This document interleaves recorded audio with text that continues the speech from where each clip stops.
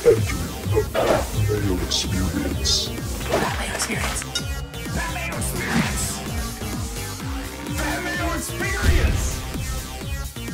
Experience. Welcome to the Pat Mayo Experience, Week 16. Spread picks, game previews, bad teasers, and losing picks. It's all in here if you want to get into a draw for $20 DK. Here's what you do. Give the episode a like. Leave your Draftkings handle in the comment section and let me know which millennial-themed gift I should send to Tim for Christmas, because he will love any millennial gift I send because he is a raging millennial, unlike Geoff Fienberg, who is here.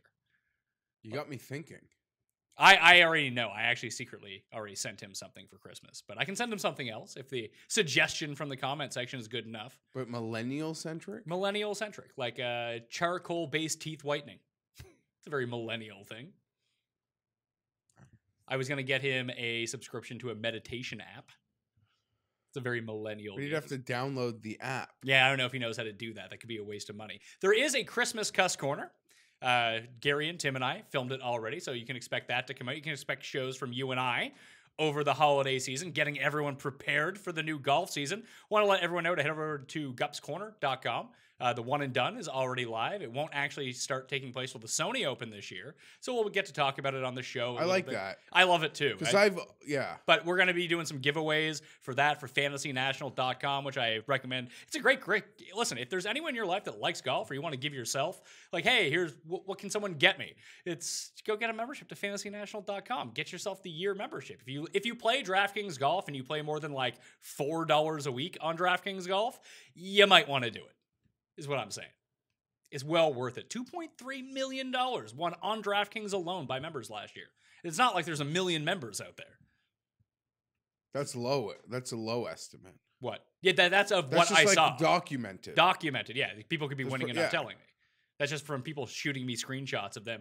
Like Drew won the Millionaire Maker. We had some $100,000 perform. We had like multiple $100,000 performances. And it's not like it's football where the prize pools are $1 million every week. So it was a great season for Fantasy National, hoping to grow that this year. We'll be back with the golf. Everything Cust Corner. I think I got everything coming down. We'll be here next week doing the show, week 17. You may not be in studio, but we will do the show. All right, ready to get into this? You know who's here? The leader in the clubhouse, the coin. The coin was fire last week. If you've been trailing the coin all year, you're winning money. And if you're following someone else, then you might be breaking even depending on how you're doing. Definitely not with the teasers. That man is Tim and Cust. Tim and Cust. Not my name. Hey, you remember to turn yourself off mute. That's impressive. I figured you'd I did. I thought you'd just be talking for like 3 minutes, not realizing I was going to that we weigh in couldn't and hear you. say, I was going to weigh in and say whatever gift you sent me is the second gift somebody on this panel has mailed to me in the last year. What did Geoff send send you? him some like Oreos? No, we sent him some Yeah. Oreo Peeps, I think. Yeah. Oh. Yeah, you did. So hopefully your point. gift arrives before Christmas Day. Amazon could not confirm that with me, though. Okay, fair enough. Has it been delivered to my door? It will be delivered to your door. Yeah, you don't even What have a to leave your house. crazy concept. It is. So I'm excited. Yeah, well, let's Pat didn't go to brick and mortar to buy your gift. I don't know if this item is available at a brick and mortar, so I've never actually seen it out in public when you go to the store. Recapping the picks from last week, the coin was the big winner, 11-4-1 against the spread. I was 9-6-1. Geoff was 7-8-1. Tim was 6-9-1 overall records. The coin now has a 7-game lead on Geoff. 120-94. Geoff is 113-101. Tim, you're verging around 500. You're coming back to the pack, 109-105. And I'm an abysmal 95-119 against the spread. I only got 2 weeks to make up on Tim. It was getting dicey there for a second. So 2 weeks in a row, I almost picked up, I thought I was going to pick up like 8 games on you 2 weeks ago. And then you just ran the table in the afternoon in primetime games. And then this week, I was up 7 games on you. And then you ran the table in the late slate in the primetime games. I'm thinking we need to get together. I'll pick the early games and the Saturday games. And you pick the late games Sunday night and Monday night. And I don't think we can lose. I agree. Go Team Venture. I mean, you're done. I'm not done. You can't catch him. You say I can't, but I can. I am mathematically alive in the competition. SUPERLOCKS, Geoff and I both hit ours. So I'm not in Dormy just yet. I can still beat you in the SUPERLOCKS, Geoff. How? If I win the next 2 weeks, you lose the next 2 weeks. Yeah. Super Lock, you're 10-5 for the year. I'm 8-6-1. I could theoretically get to 10-6-1, and you would be 10-7, and then I would beat you. Tim is out of it. He's 6-8 after Miami shit the bed last week. That's what I get. The last 2 weeks, I didn't have a feel on my super locks, and you could probably tell on the show I didn't have a feel for them, and I lost them both. So that won't be the case this week. I have a couple of very strong takes this week. I think there's a lot of free money on the board this week. Are you dormy to beat him though? He's 6-8-1 actually, because we both pushed I think the same game. No, he could technically push on the super locks, but I don't feel like I'm going to lose my super lock, although I don't know what it is yet this week. But we'll find out. Let's get into the games, unless. Oh, what's that? Well, did you give his teaser? Oh, his teaser record is 3-13. It was horrible last week. You won your teaser. Like, did. Going away. Like that was stressful. That wasn't even a sweat for you. I'm not even gonna lie. I was like counting the money. Tim lost 3 of the 5 games on his teaser. Oh, his teaser was, it was pretty nasty. But you're feeling free money this week, Tim? I think that there's a lot of teams are getting way too many points this week, and I think this is a week to really take advantage of the books if you have the guts. I think it's funny that Tim picked the Eagles to beat the Rams, yet that wasn't his super lock at like plus 13. Yeah, I'm a fool. What can I tell you? Do you want to show? I'm going to cobble together. You know how we've been doing like intermittent Cust corners throughout the season? It's hard to do on the 16 game slate, but when we had the bye weeks, I'm going to piece those together and release a Cust corner football edition. Not necessarily about football, but all the stuff that we did. We'll have a few new clips in there as well. But Tim, I did want to, just tell the viewers what you told us before we came onto the air. See, part of the reason I brought it up before we went on the air, so we wouldn't have to talk about it on the show. I got a Christmas card today from a relative who doesn't watch the show, doesn't know anything about the show. And so, I just opened the card and Doug the pug was on the front. And I was flabbergasted. I can't escape him. Everywhere I turn. There's Homer. There's Homer too. We got a lot of Doug behind Geoff now, just to make you mad. I had to spend time at a holiday party defending Tim's intelligence before coming up to you. Well, because friends of mine that watch, they pay attention, and in the samples, or even if you just watching, if I retweet stuff that you might have clipped. You mean the clips? The clips are never a good look for anyone besides me, if people haven't realized yet. Obviously. And I'm no, he's got, he's got a PhD, no. And then, but they go by the things that are put out there. You mean the things that Tim says? They go by that? Yeah, real basic elementary things. Like the mute button. Like the mute button or Doug the pug? Oh. See, if you were the king of pop culture, Tim, like you claim to be, you would be on Christmas cards. I'll say this, in defense of Tim, I abstained from the poll. We have the one on the I'll say this counter. That's a new thing that people do. They have a drinking game for it now. Okay. That'll be the last one. You think so, huh? I abstained on the poll of, is he the Tribune of the People or a pathological liar? Because I don't think he's either. Pathological liar won 67% to 33%. Those are your only two choices. I would say Tim polling 33 is 7 times higher than his highest score on a poll. Well, usually if he gets 5% of a poll, he claims that as a win. So is this a big win for you, Tim? I didn't participate in the poll. I only saw the poll vicariously through Geoff. Whatever. I consider a victory anytime that I don't get overwhelmed because you send all your people against me to vote down the polls. I don't send anyone. The only thing rigging the polls are your myriad burner accounts. I don't have any burner accounts. Come on, Tim. We already know that. I don't have any. I do like that Gentle Aquafit's Twitter account has really taken to you. I want to be mad at that fake account, but at the same time, it's kind of clever. And so I can't be. It's just I wish you were not as smart as you were. So I could just assassinate your character on Twitter, but I can't because he's really funny. What would you set the line of Geoff's I'll say this at? We're at 1 already. You set the line, Tim. I'd say we're going to get at least 2.5 more as the over-under. So you're setting it at 3.5? 2.5, because I think we're going to get two. But we're already at 1.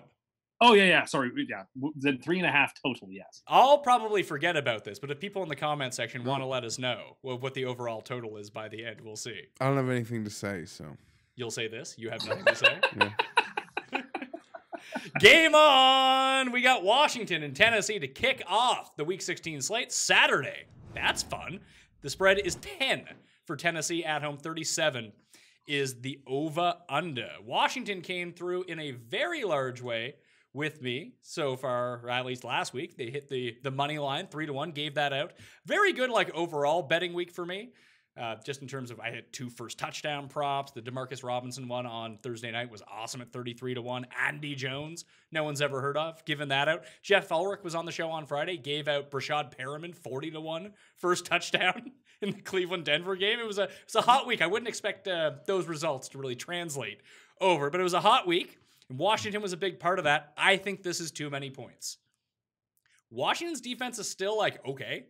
And I'm not convinced that Derrick Henry is just going to rush for 200 yards every game.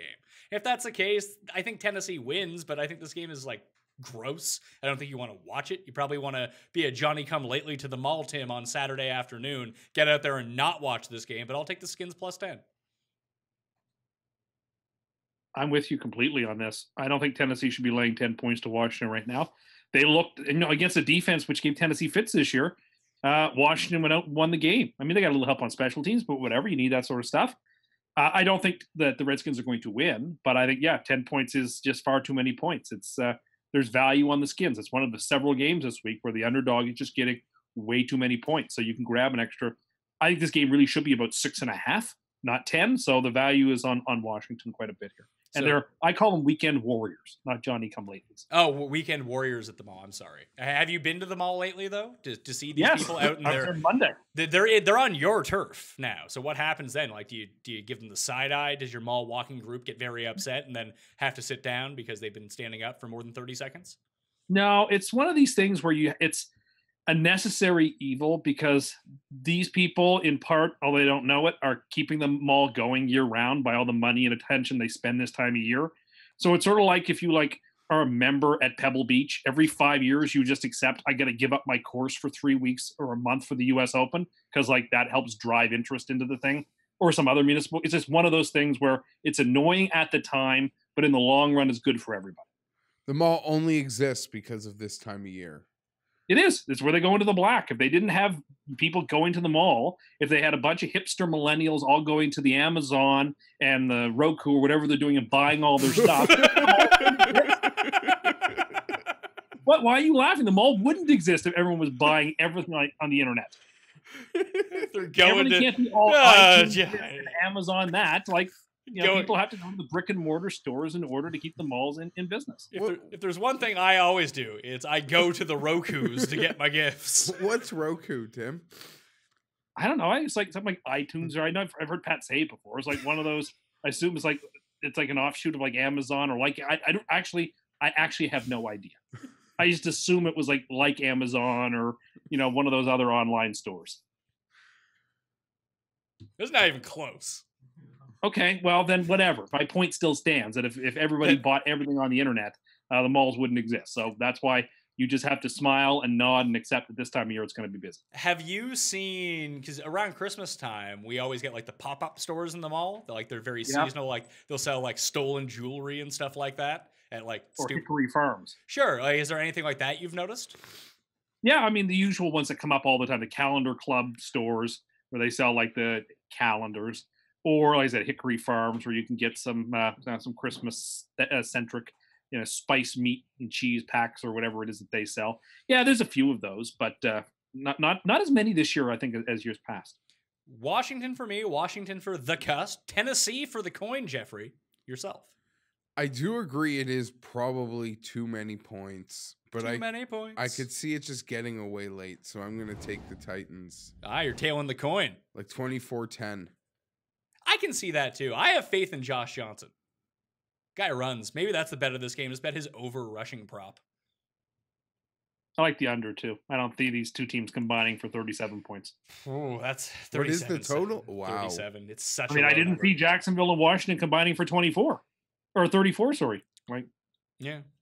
Baltimore at the Chargers. The Sunday night affair. The Chargers are Saturday night affair. Sorry. The Chargers are 4.5 point favorites at home. 44.5 is the over under. Geoff, I will go to you first on this because Over the past week, since the Chargers have beaten the Chiefs, there has been this groundswell that people love Phillip Rivers now. People are talking about how he's underrated, how he's their favorite player. Just the media blitz on Phillip Rivers and all the good vibes that he has. They're going. Like, people are out there talking about Phillip Rivers. He's now, firmly in the mix as an MVP candidate if they can end up with the 1 seed. People are doing like revisionist history, like, oh, we like Phillip Rivers all along, but you've been in Phillip's corner the entire time. So what do you make of this? Do you think it's too much? Like, people like the Chargers. People are pumped for the Chargers. Oh, wow. Okay, it's a lot. Because since you've known me, they've never been this good. They won 1 wild card game since we became friends. Mm-hmm. They beat the Bengals, but that team was never expected to do anything. Yeah, it's been quite the love affair with Phillip. Do you worry about that? I'm a Charger fan, so I'm anticipating I shouldn't allow myself to accept like good things, if that makes any sense. Like, I feel like at some point this bubble's going to burst and there's a lot of really good teams. I will say this about Phillip Rivers. The one thing that kind of like annoyed me the most, Pat, this week was it's okay. You're not catching that total. No, we only need 1 more. No, we need 2 more. Oh, 2 more, sorry. I was going to say just, better Charger teams have had worse finishes than this year. Like, this is not the best Chargers team of the last 15 years by any means. So that's why. I mean, what's the best team? That Marty 14-2 team? Yes, the team that they allowed the Patriots to beat them. When Tomlinson had an MVP season, Rivers' first that was the season, Marlon McCree game. and they threw the game. And I believed in the Chargers that year, lock, stock, and barrel, and they threw their whole season away. And then they fired Schottenheimer immediately afterwards, and they have been in a morass ever since, pretty much. That's not true. Because then they had a 13. Then they had a 13-3 season, and that's the year the Jets and that Sean Green run. After that, 10,000-yard career rusher Sean Green, according to Tim. So fact remains. After that game on Thursday, he was himself. He did that, but people loved it. People he did this NFL Network. Yeah. People have to realize I have gotten that every 2 times a week for the last, whatever it's been, 15 years. He doesn't go to any podium that I didn't hear it. Getting to hear him talk about football is like a blessing. It is a blessing watching him at the podium. It's 7 minutes of just pure, of what you got, of what you saw on Thursday night that people made such a big deal about, like how great he is. He's going to like be in TV after because he's just so good. That is him every time in front of the microphone, every single time. So I don't know, people finally clued into that. That was kind of bothersome. But yeah, it kind of feels like we're overrated now. I think there's just a lot of smoke being blown up the Chargers' ass here. But I like Baltimore to win this game. 4.5. I'll take the plus 4.5 with Baltimore. I do worry that if the Chargers get up by like 10, it's game over.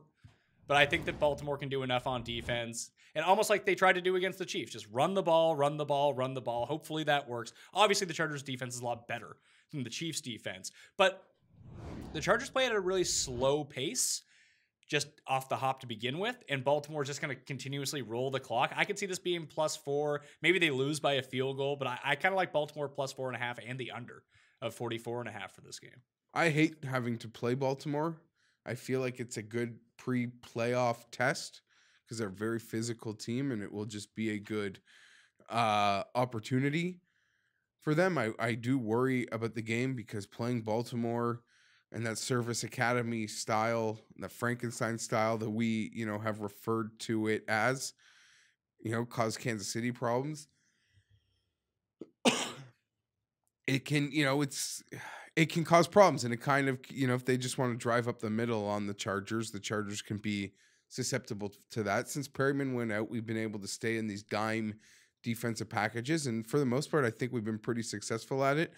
I am anticipating us maybe being able to contain Lamar within the pocket because we do have ends that can, But that means you have to start stopping the Gus bus up the middle. So it'll be the case, but we'll get up 10 and we'll make them uncomfortable. But I this is going to be a very ugly, like 24-19 Type of game. football game. I'm wearing my Ravens purple as well. I saw that. It's also the first game versus Weddle. Oh, as yeah. well. So do you think that he'll just have to like nostalgically come out at halftime to watch his kids dance on the field instead of being in the locker room? Well, the game won't be. I don't. His kids. You were also fired up about the Rams and how many Eagles fans were at the Rams game. Yeah, I am fired up about that because that's not the first time. And every time they played the Packers, oh, that's just the Packers. They travel well. Well, that's true too. But did you see that Chiefs Monday Nighter? Did you see that Eagle game? Even the Charger game in Week 3, Pat, there were exponentially more Charger fans at that game at the Coliseum than show up at StubHub.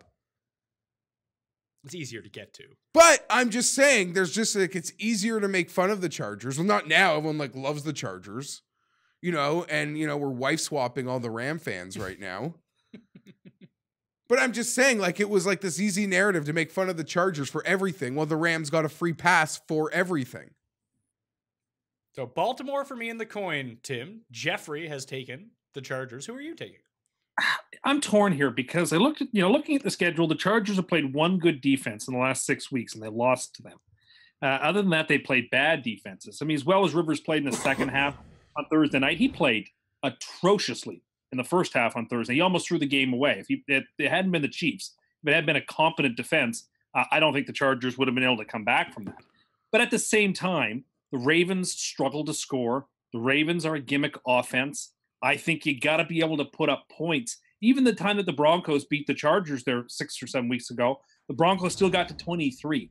And I don't know whether Baltimore on the road, sort of, it's probably a neutral. I don't know how many Ravens fans are going to pack into what's called StubHub for the next 2 weeks till they change their name. I don't know how many Ravens fans are going to be able to pack in there. So it's sort of like a neutral site game, but I think the Chargers are more than 4.5 points better than the Ravens. So I'm going to take the Chargers, but not with a lot of confidence. Okay, next game, we got Atlanta at Carolina. This game opened -2.5 Carolina. Now Cam Newton has been placed on injured reserve. He is done for the season, which means Atlanta is now favored by 3.5 points in Carolina. We got Taylor Hinkie coming in as quarterback for Carolina. 6-point swing. Were you surprised by that, Tim? No, I mean, I would say Newton is worth about 6 points. So I think that's probably a fair reaction. I still think the spread's too big, but it is a fair reaction in terms of like where it was to where it went to. Atlanta, one of the worst teams against the spread so far this season. Paul was pointing this out to me earlier that just when you go and look at like when he was putting the boards together, that if you look at everyone's ATS record, it's usually within like 2 games of 500. Like Vegas pretty sharp with this stuff to putting everyone on one side or the other side. Atlanta has just been the outlier team that they've been overvalued all year, and they covered last week against Arizona in that game. Like this is tough. Which Atlanta team shows up? Like it's road Atlanta, so that's never good. Julio playing? Julio's playing, but he's like still a bit banged up. Wow. Like what happens to McCaffrey in this game now? Do you use more McCaffrey? Can you use more McCaffrey? I would argue you use less McCaffrey. Once you're shutting down Cam, you're sort of acknowledging something. Why with McCaffrey's carry numbers already probably higher than they want, sort of like innings for a pitcher. Like, is this when you would rein him? Once you're taking Cam out of the game, aren't you also essentially in your best interest to rein in McCaffrey? Well, you have a head coach and an offensive coordinator that won't have a job at the end of the year if they lose out. If they go 6-2 and finish 6-10, they're all going. So well, I think Ron is. This is all hands on deck that can play will play. Well, the quarterback's not playing. No, but he's legitimately hurt, and it's been clear he's been hurt for a little while. And that's, if you're healthy, but that's the whole thing, though. If this line opens -2.5 with Cam starting, and Cam's hurt and can't throw the ball more than 10 yards, we get a 6-point swing anyway.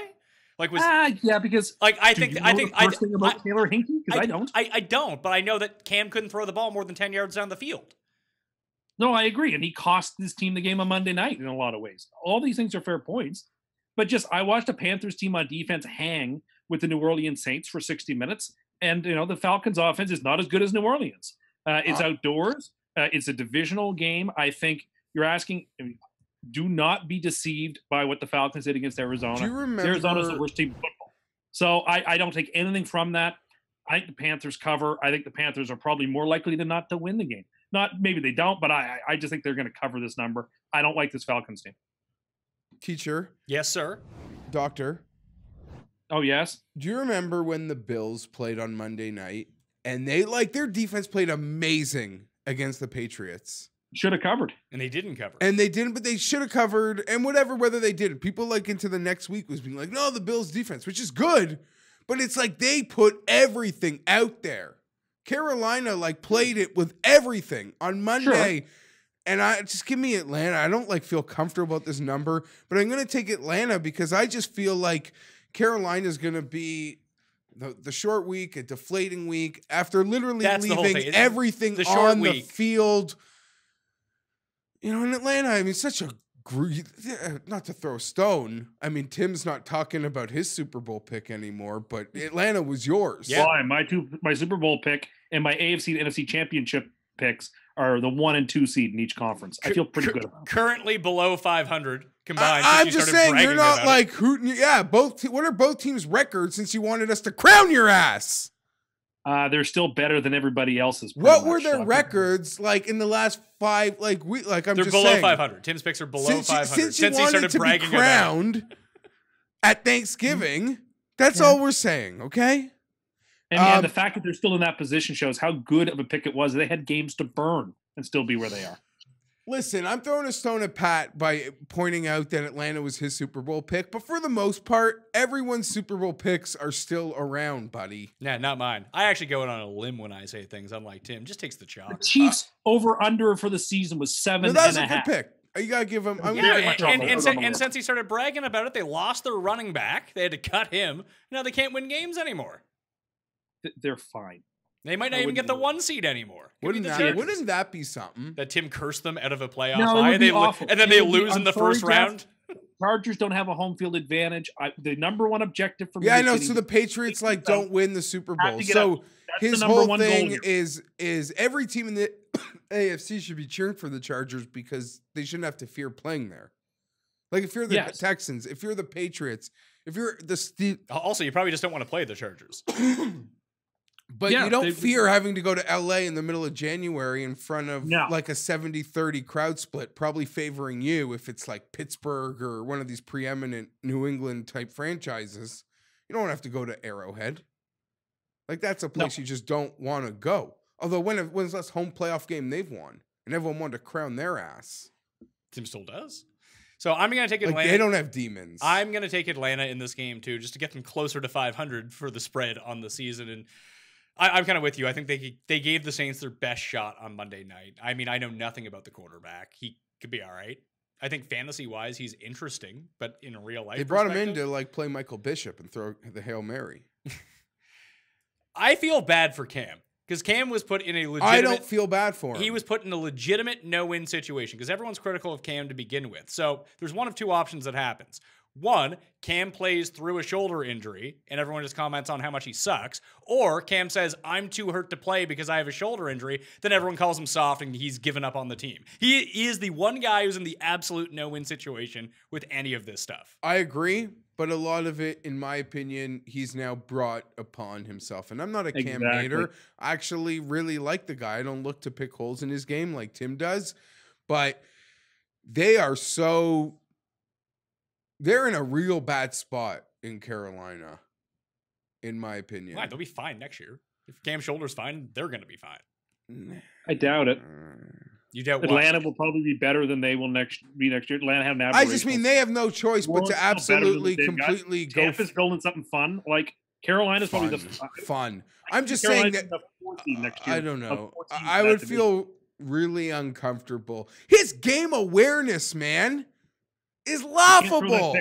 You can't throw that pick at the end of the half. It's laughable. They blitz. The Saints bring an all-out blitz, and he has to run for 4 yards and then dance. Any real quarterback, I don't care what their skin color is, a real quarterback finds a one-on-one because there's 3 of them. Yeah, but he can't throw. That's part of the problem. We watched him try to throw the ball. He can't. But if he sits out, he gets killed for sitting out. I get it. I That don't know part, if that's- I don't actually That's know that. absolutely Yeah. true. You would be the Puts the first team one first. on. You No. would be the first one on here if he sat out being like, look how selfish Cam is. He can't even gut out an injury. Oh, I No, wish he would was say more the like Ben exact opposite. Roethlisberger. I'd say No, you I wouldn't. would You say the opposite. absolutely No, No, wouldn't. I the do team feel bad for him because he is in the spot where everyone, like, there are guys on the lines, like, guys are playing hurt, but he's hurt and he's getting special treatment. Well, thankfully, the playoffs are coming, and we don't have to talk about bad teams like the Carolina Panthers any longer. We can consign them to the offseason. Well, Does you're that the mean only. we don't talk about the Jets? Yeah, I was gonna say, you're the only one who picked him, pal. Yeah, because I refuse to lay any points, let alone over a field goal with this trash Falcons team on the road. That's just not what I'm going to be doing.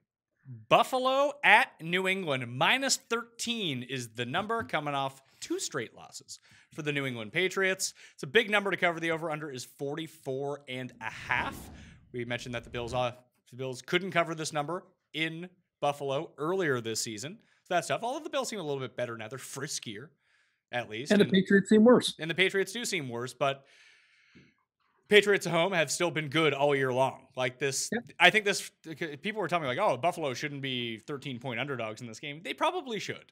No, there's value on this line. You think I've so? actually seen some models that suggested this line should be like 17. Oh, you think that like the Patriots could Yeah. be getting more points? Yeah, I think that's there's a hate. They're at home. When I first started looking at it, I thought, man, that's a lot of points for Buffalo. They can score now. Their defense is good. Then I started thinking like, when do the Patriots not cover at home?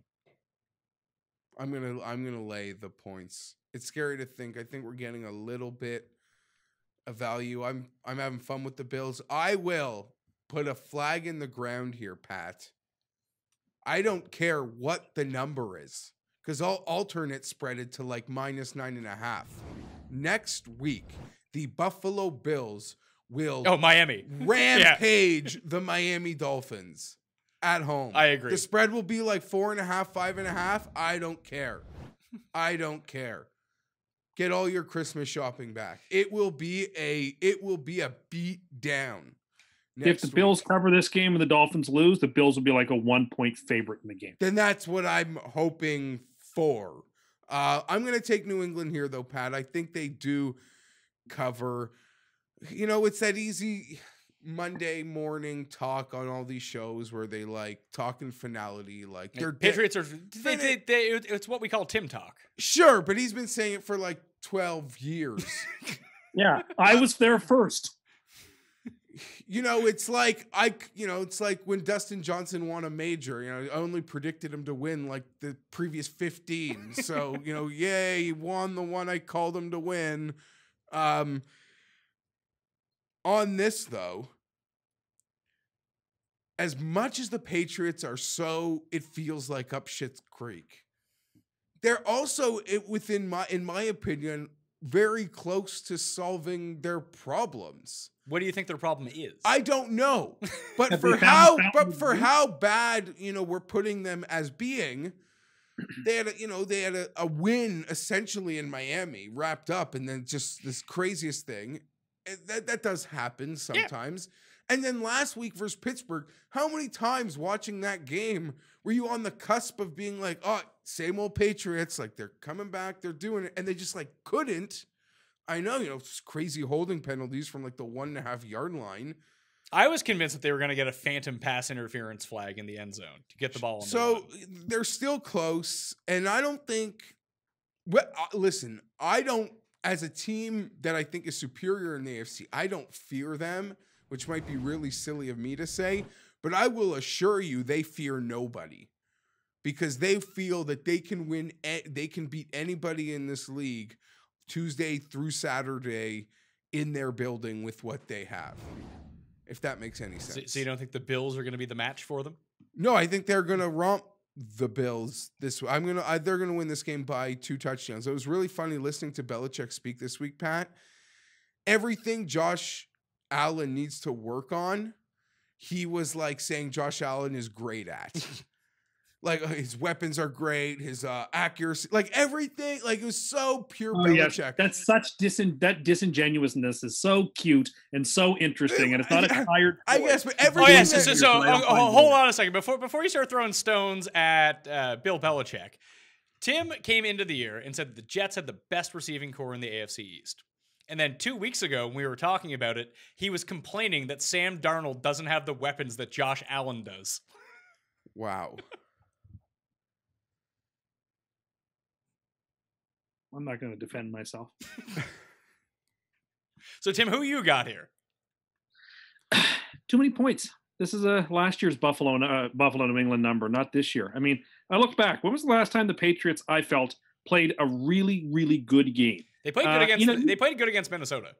But you know what? That was more of a function of the Vikings playing badly. The last time I thought they looked really good was against the Packers, and that was at the start of November. Since then, they have been shaky to bad. I mean, they played the Jets. If the Jets had a pulse and a half decent coach, that's a game they're losing. They lost to the Dolphins. They lost to the Steelers. They got crushed by the Titans.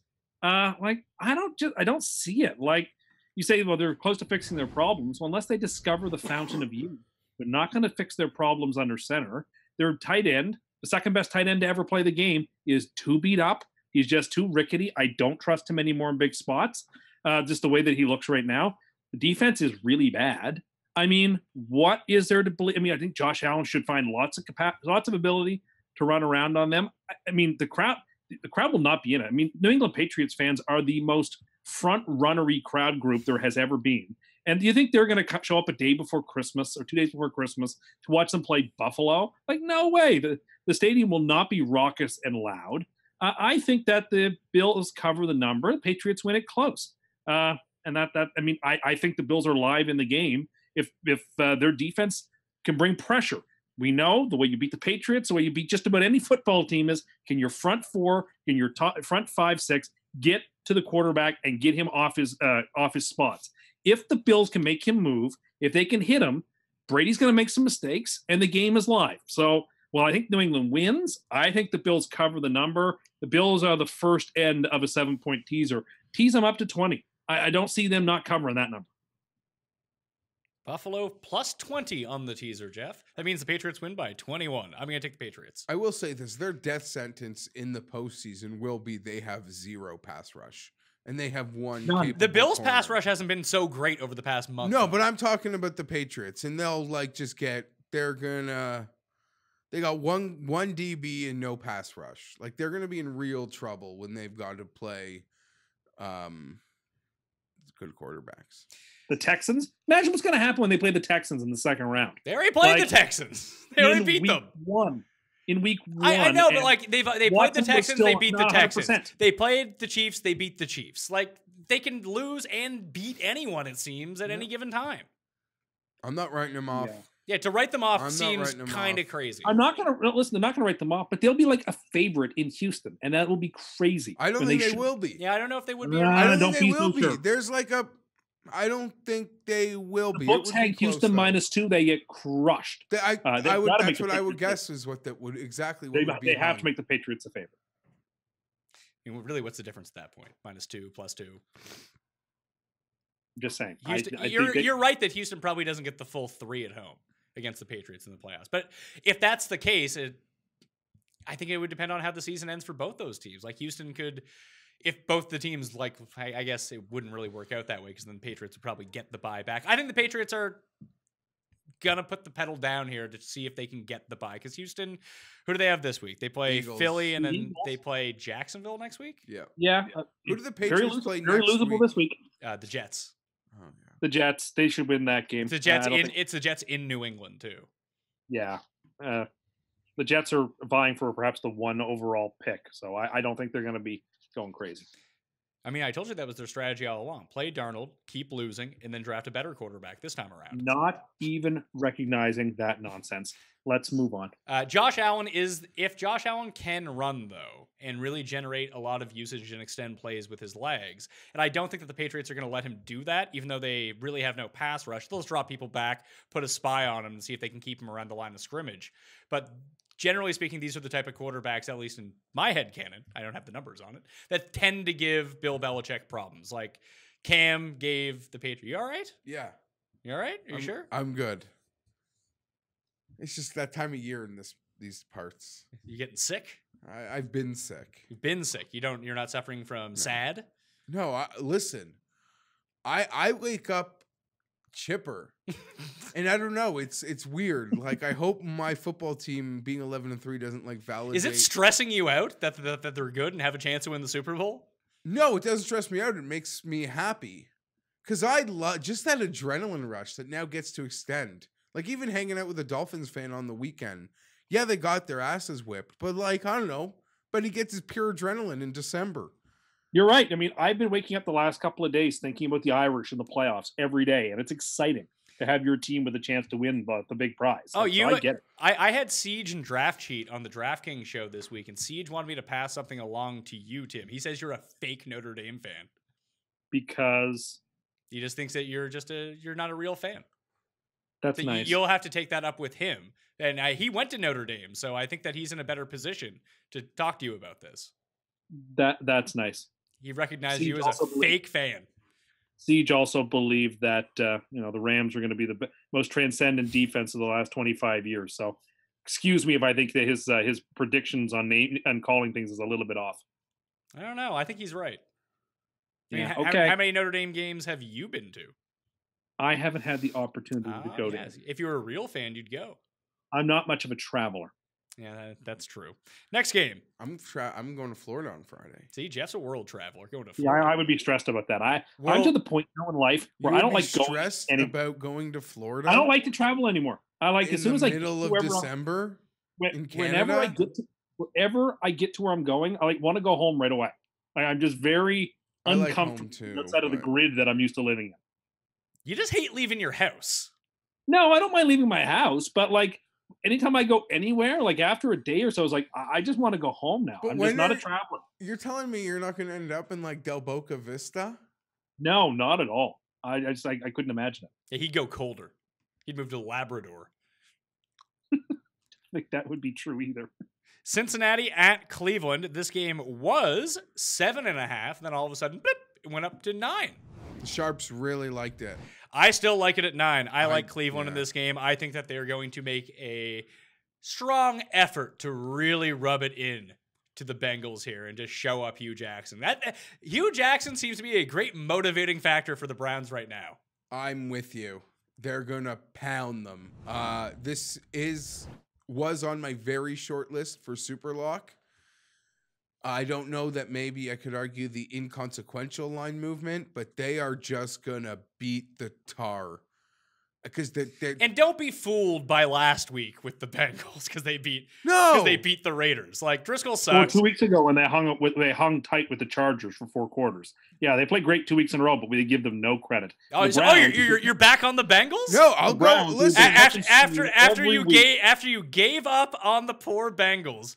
They still lost 2 games in a row. What happened? Didn't he call the Eagles were quitters? Yeah. They were gone, and then last week he's picking the money line or touting the quarterback changed because they got a spark. Do you know what this is all about? Tim is so triggered that like people think that Baker Mayfield is really good that he hates Cleveland now. Okay, that's all this is. Let's not. This goes back to them drinking those GD Bud Lights. After winning the game, I got no time for this team. But like I said, they were catching a ton of sharp money all last season too, and covered very few games and won none. So the fact that their line went up is not surprising. It goes up every week. People love the Browns, despite less and less reason to think the Browns are all that great. Yeah, they beat the Broncos. Good on them. They won the game. Whatever. Man. A divisional game. Oh, I mean, last week the Broncos were going to be good because the Broncos were top 10 in DVOA as a team. Now they're no good because Cleveland beat them. You've got a 6-7-1 team hosting a 6-8 team. And they're laying 9 points in division. That is absolute larceny for you to be able to grab the Bengals in those points. That is crazy that you're getting that many. I love them. We're going to tease them up. We're going to take them to 16. This Browns team is all right. This one's dangerous because there's blood in the water. I like your Bills one. This one's dangerous because there's blood in the water. And there's no red light. As I think Pat was saying, there's no red light. So if it gets out of hand, you're not gonna get a break. Fun fact about the Browns: 9-5 against the spread this year. One of the best teams in football ATS. 9-6 coming this week. And of course, I'm required to mention every year this is the anniversary game of the greatest game in the history of fantasy football. Kelly Holcomb versus Derek Anderson. I believe so. It could have been Carson Palmer, but I think it's Kelly Holcomb. I think it was I think it was Holcomb. Palmer. I think it was Holcomb versus Anderson 2006. I think it was Palmer versus Holcomb. I don't know why I brought this up and didn't look it up. This game became a focal point when the Rams and Chiefs played because it was sort of No the AJ amount of Green, points. no Tyler Boyd. Now Joe Mixon's on the injury report with a wrist injury. They're packing it in. Listen, Yeah, I've been writing them down and after you've been saying them, so you don't notice and stop like what you're doing right now. I don't remember that third one. Paul's on top of it behind the camera. It was Carson. You were right about Kelly Holcomb, but it was Carson Palmer. Okay. All right. Rudy Johnson ran for 200 yards that day. Ocho Cinco had 10 for 117. Antonio Bryant had 2 touchdowns, 8 catches, and 131 yards. What did my main man Hushmanzada do?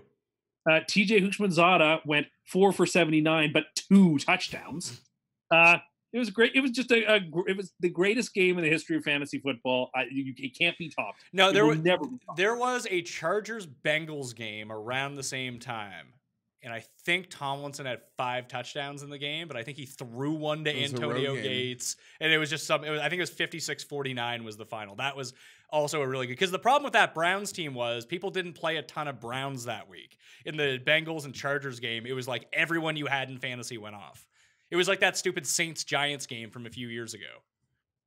Yeah, that's a fair point. Now they're gonna beat the tar out of. I think out they of already the got those Bengalis. demons out though. That Charger game was a sleepwalk game for the Chargers in the spot, and they just demolished the Raiders. We talked about it. The Raiders won their Super Bowl. Yeah. Gruden's running around high-fiving fans after they beat Pittsburgh. Now he's signing Nate Peterman. No, what? Like they were getting demolished last week, and they got demolished. Fair. I just think it's too many points in division. They demolished it and took the revenge the last time they played against Hugh Jackson. I think they've got that out of their system. I think the Bengals keep it close, maybe even win. Packers at Jets, Tim. This is a sort of a revenge spot. This opened as -1.5 Jets. Now that Aaron Rodgers has come out and said that he's going to play, it's now Packers by 3. They have to lay 3 to take the Packers. That's still pretty close, I suppose. Mike McCarthy, the front runner to be the Jets' new head coach. Oh, don't worry. If I hadn't read it myself, I learned it because everyone and their dog is tweeting it at me. So I'm very aware, not happy about it. I guess McCarthy fits in that, he took one transcendent all-time quarterback and only got 1 Super Bowl out of him. So perhaps he'll try to do the same thing here. So it's about what he's good for. I don't want him. And this is one of those things where if they hire him, I'm not going to start backpedaling and talking about what a great hire he is. Oh, of course not. I will deal with the reality of it if they hire him. What can I do otherwise?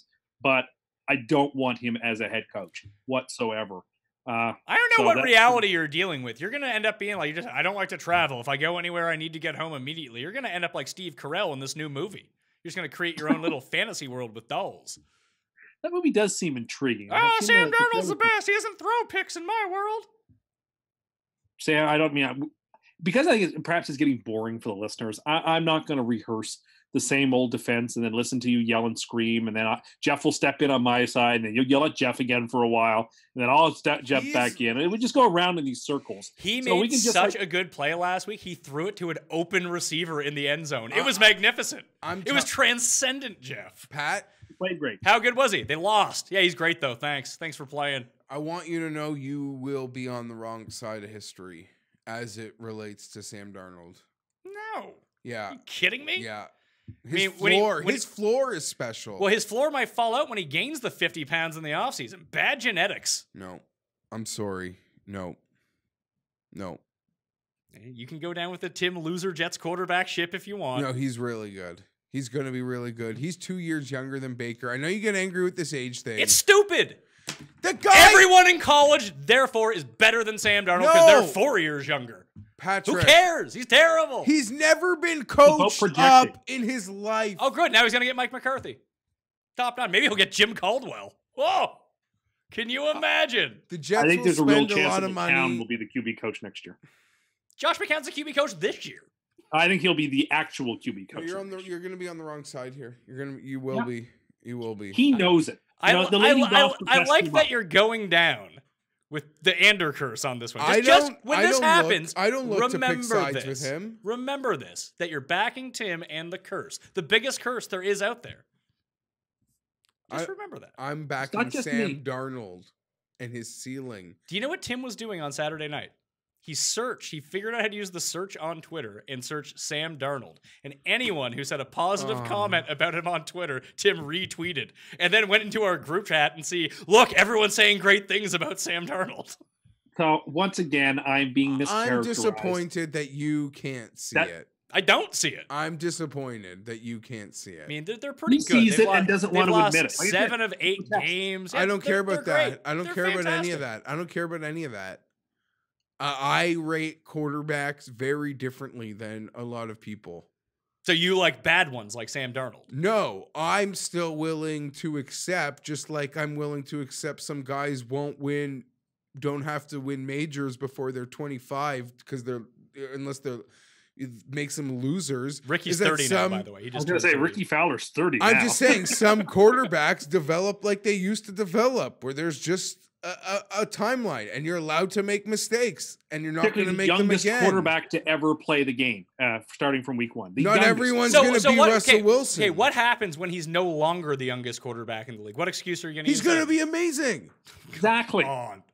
Amazing. Come on. If he doesn't get hurt, there's no... In 2 the sky's years, the limit here. he's going to be a star. The people In the who XFL know about or the quarterbacks... CFL? I know you're joking.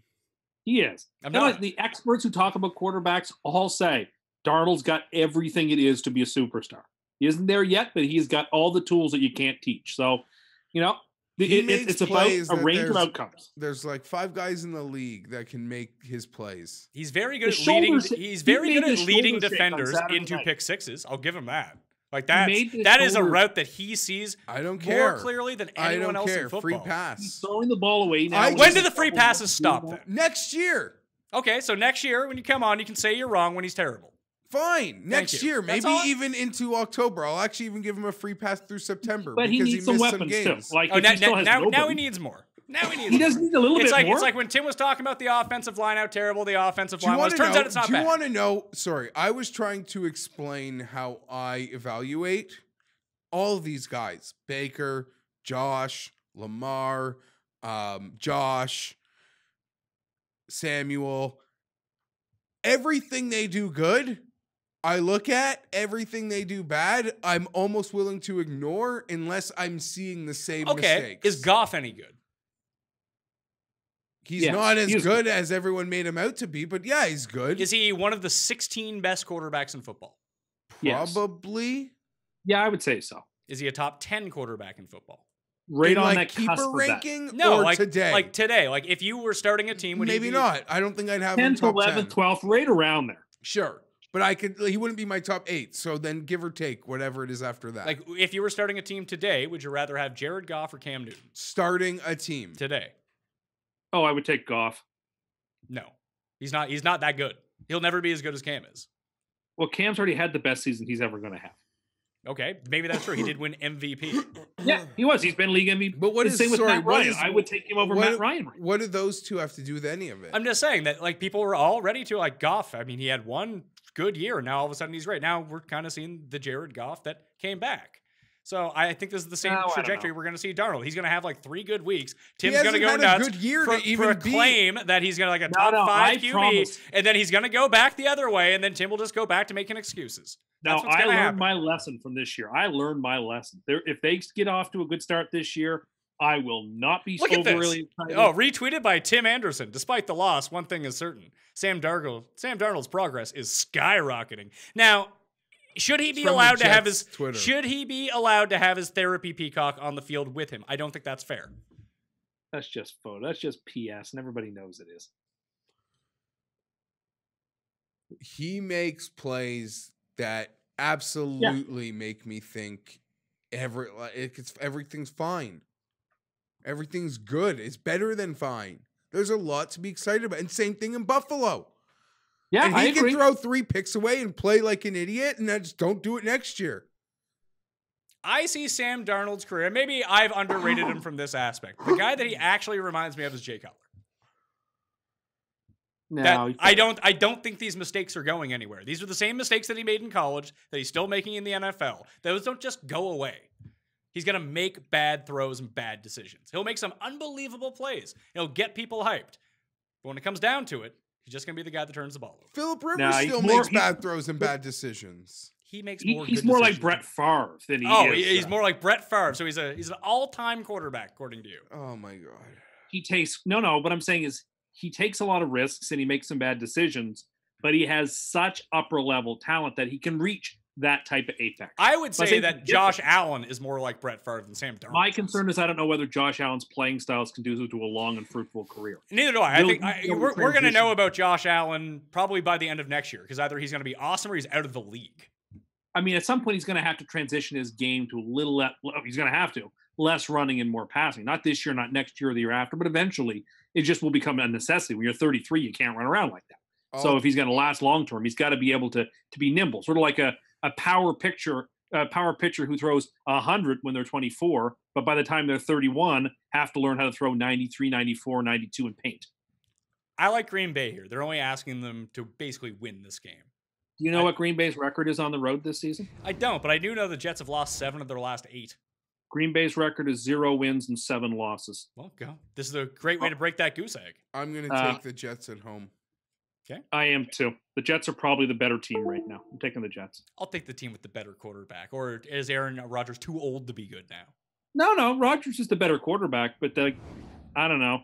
On the road in a meaningless game, with a coaching staff that's gone and with players who are not like trying to impress the guys who are there to keep their jobs because everybody on that coaching staff are on their way out the door in a week and a half. Like, I don't know. The Packers just seem like they'll be flat.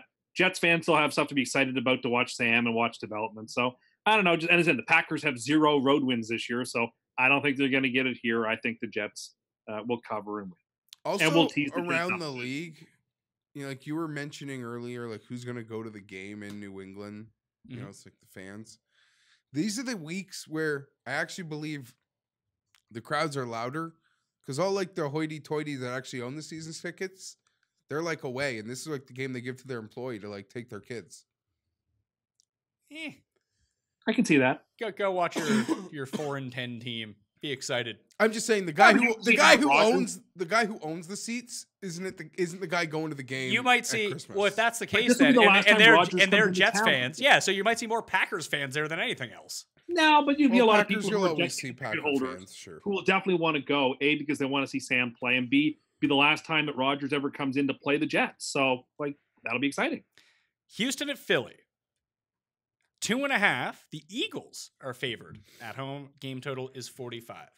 They should be. I shall make this short and sweet for you. Houston's going to win this game. I will take the 2.5. That was easy. Patriots have to get the bye. Texans cannot be allowed to have the bye. It's just I can't imagine it. I'm not allowed to dream that well. So The league is rigging the game? no, I'm not even saying that. I'm just saying I don't think that I'm allowed to be happy enough to force the Patriots to see them in the wild card round. The fates will conspire in some sense against us. The Eagles are the defending champs with their backs against the line, with their season against the line. They go into LA when the world didn't believe in them, and they beat them by 7 and probably should have beat the Rams by more. They outclassed them up and down the field. Foles is a spark for them. I don't know what it is. He's not as good as Wentz, but my goodness, when he's in the game, the Eagles, and we've seen it time and time, just play better. There's just something about them. The Texans come into this game. I mean, they have everything to play for, but Philly, if Minnesota stumbles once, right, Philly can get into the playoffs. So I like the Eagles' chances to win this game, and I'm going to take them. I'm so bad at picking games that Nick Foles has played. I think this is Yeah, a it's huge. just- It is such a huge overreaction. Let's say we didn't get the game last week where Philly won. What is the line in this game with Nick Foles starting at home? If this is the first week that he's starting, what's this line? Texans by what? Texans by 3. It's probably more. The Eh. Texans on the road this year have been really lucky.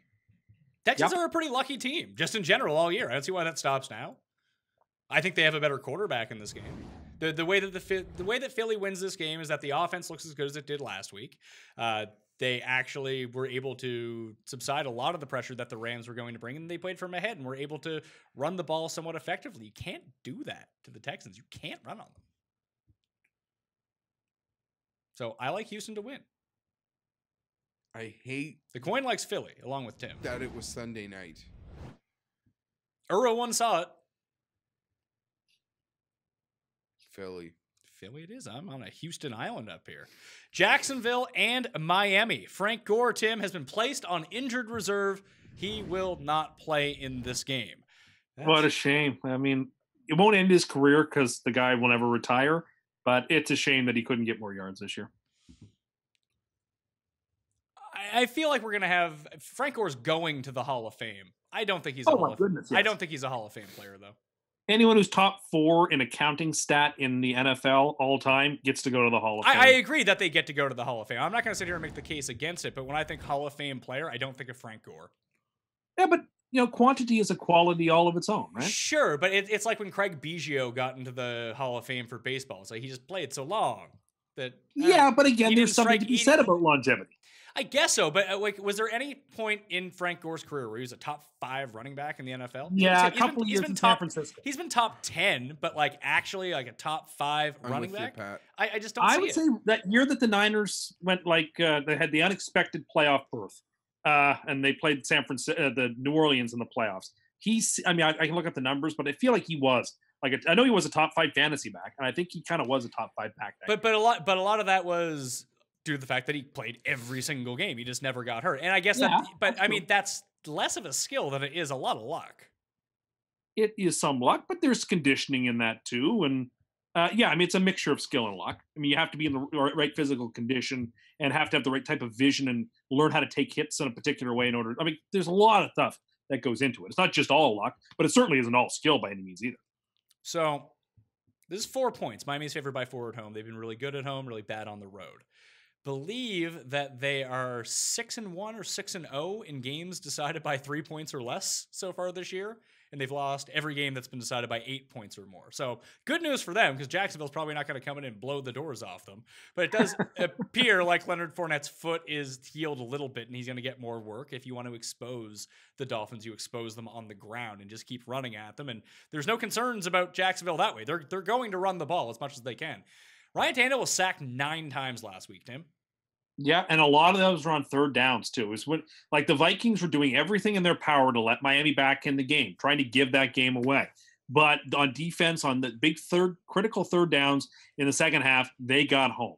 And if the Dolphins can't pass protect against the Jags, they're in the same boat. But the Vikings have a better offense than the thing that Jacksonville runs for now. I mean, they got beaten by Washington, for heaven's sakes. That's Washington's a dead team, and they let Washington beat them. I mean, I get that the number it's a point higher than I'd like it to be, but you consider DVOA, Jacksonville's better than Miami, so there's a little trepidation on my part in playing because the Dolphins are bad at everything, but I am going to take the Dolphins minus the 4, but with no confidence. I'm going to take Jacksonville. I think that Miami wins this game 13-10 on a last-second field goal.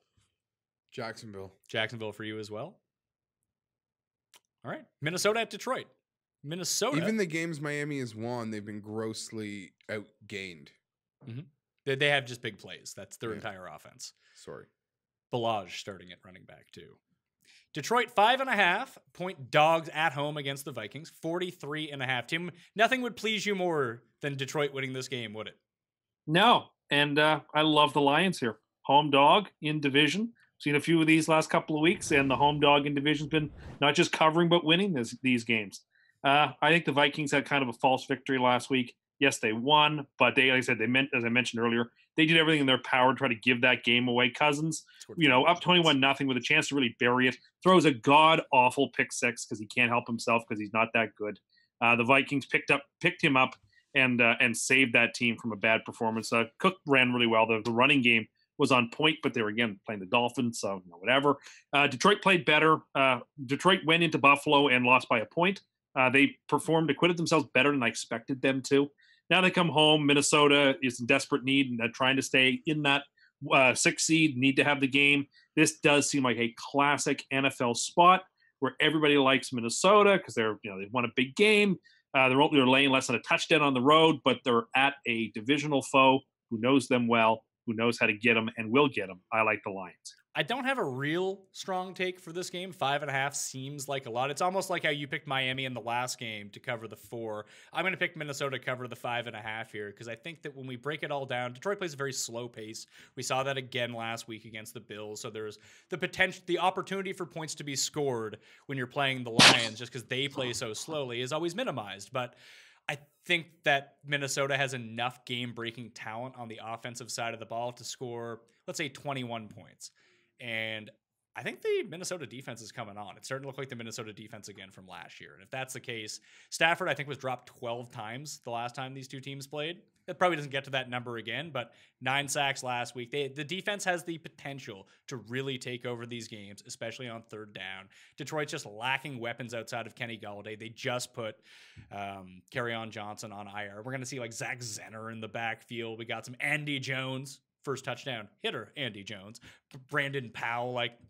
I feel like Minnesota outclasses Detroit in almost every aspect here. And if you think that Minnesota's a good team, Tim, this would play, and I know you don't, so this plays to your Detroit pick, and as Geoff kind of always says, that Detroit doesn't play up or down. They just play like they're Detroit. So if they play a better team, they're going to lose by a bunch. If they play a bad team, then it's going to be closer. They're going to win by a bunch. I think Minnesota's good, so I'll take Minnesota. Yeah, that's where We're I going to am. tease Detroit. We're going to tease Detroit up too. This is a great teaser spot. You get to tease them through a couple key numbers. You get to tease them through 7 and 10. So we're going to tease the Lions up too. Now, Tease them up to 12.5. Yeah. now, if this game, comes down to somebody kicking a game-winning field goal, I won't be shocked. But you sort of, my confidence isn't high. I'm not betting this You game. sort of hit on the points for me. I actually do think Minnesota's good. I do. I'm going to say this right now. Do you think they could do? I will bet them to win Wild Card Weekend. At Chicago, really? I can see that. I'm going to say this right now, which isn't whatever the thing is you're counting. That is, though. You just hit 2 in a row. What? Isn't that let me tell you something? No, it's I'll say this. Oh, so I've been trying to say something different. That's why I got caught off track. I've been trying to work around let me tell you something. Well, It's all in the same ballpark. I would have counted that too. oh, really? Then I'm screwed entirely. I don't have that much vocabulary. Yeah, I think Minnesota's good, and I think they're going to win. And I think they're going to win Wild Card Weekend. And that's why I was so confused on where 3 came from, because I didn't know. I got mixed up on what you were counting, so I lose. The over hits. People are drunk already. We're only halfway through the show. Giants That's a lot of shots. Giants at Indy. Maybe it's like the Century game with just beer. You have to drink one per minute. Indy's a 9-point favorite at home against the Giants. 46.5. I said this, I did an SNY hit for the local Giants. I usually pick against the Giants every week just to trigger people. I do it. There's too many. I do Giants and Jets. The way I kind of broke it down is before last week, when everyone was kind of riding the jock of the Giants, even with Odell out, that the spread in this game would have been 4.5 or 6. Now all of a sudden, the Giants get shut out at home by Tennessee. Indy crushes Dallas. Now it's 9. It's too many points. I'll take the Giants. Indy's also going to have that huge game next Sunday that we're all anticipating. They have to win this one first. Agreed, but I think they kind of. I agree. They skate by in this game. Tim has been saying it a lot today about, he's pointing out games that he thinks the spreads are a bit egregiously high. This is, for me, the game that I think the spread is way, way too high. I agree. I underlined this in my book as a Fienberg classic look-ahead game. The Indianapolis Colts are looking ahead to that battle royale against the Titans perhaps next Sunday. They shouldn't be, by the way, because the Colts always beat the Titans. Yeah, but and that'll be the flex game, right? We're going to find out late on Sunday that it's going to be the moved game. Well, unless Baltimore wins, then no, not necessarily. Baltimore can win. Well, if Baltimore wins and the Steelers lose, then Indy would be the 6th seed. Yes, but again, it all depends. Like the Dolphins win all the tie breaks, so they need to lose, or at least it can't come down to a 9-17 win. So if the Colts lose this week and win next week, the Dolphins also do. They lose a lot of tie breaks in that situation, depending how the Ravens finish up. So if the Colts and Titans take care of business and the Ravens lose, then yeah, that game will, I think, be the flex game because it'll be a win in the end, lose and out game. Big spot, big game. So the Giants are can be to some extent overlooked. It is too many points. And so we're going to take the Giants. I'll say, Coin likes Indy. I like the fact, I did another one. I know. I was Indy, like I said last week, they were going to win by double digits. Yeah, they crushed. They were just, And that was such a, I mean, it's easy to say after the fact, but that was such an obvious Dallas playing out of conference on their winning streak where, I mean, yes, Washington won, but I mean, going into the day, it's like the Eagles are dead playing the Rams and Washington's just dead. I guess now they're both alive, but it still worked for the logic of picking against Dallas. And to your point, it was the biggest, a lot of people watched that game. It was the biggest non-doubleheader like rating Fox had all year, I think. Mm-hmm. I can see it. So beating Dallas is almost like winning in primetime. And you're sort of alluding to how much this line is. Yep. It's just too high. This Are line. we all on the Giants? We're all on the Giants except for the coin. The coin took Indy. Good. We can get a game back on the coin here. We need to bring down that coin. The coin is I'm just trying to hold off Tim, to be honest. I think you got a 4. It's not 4-game enough. lead.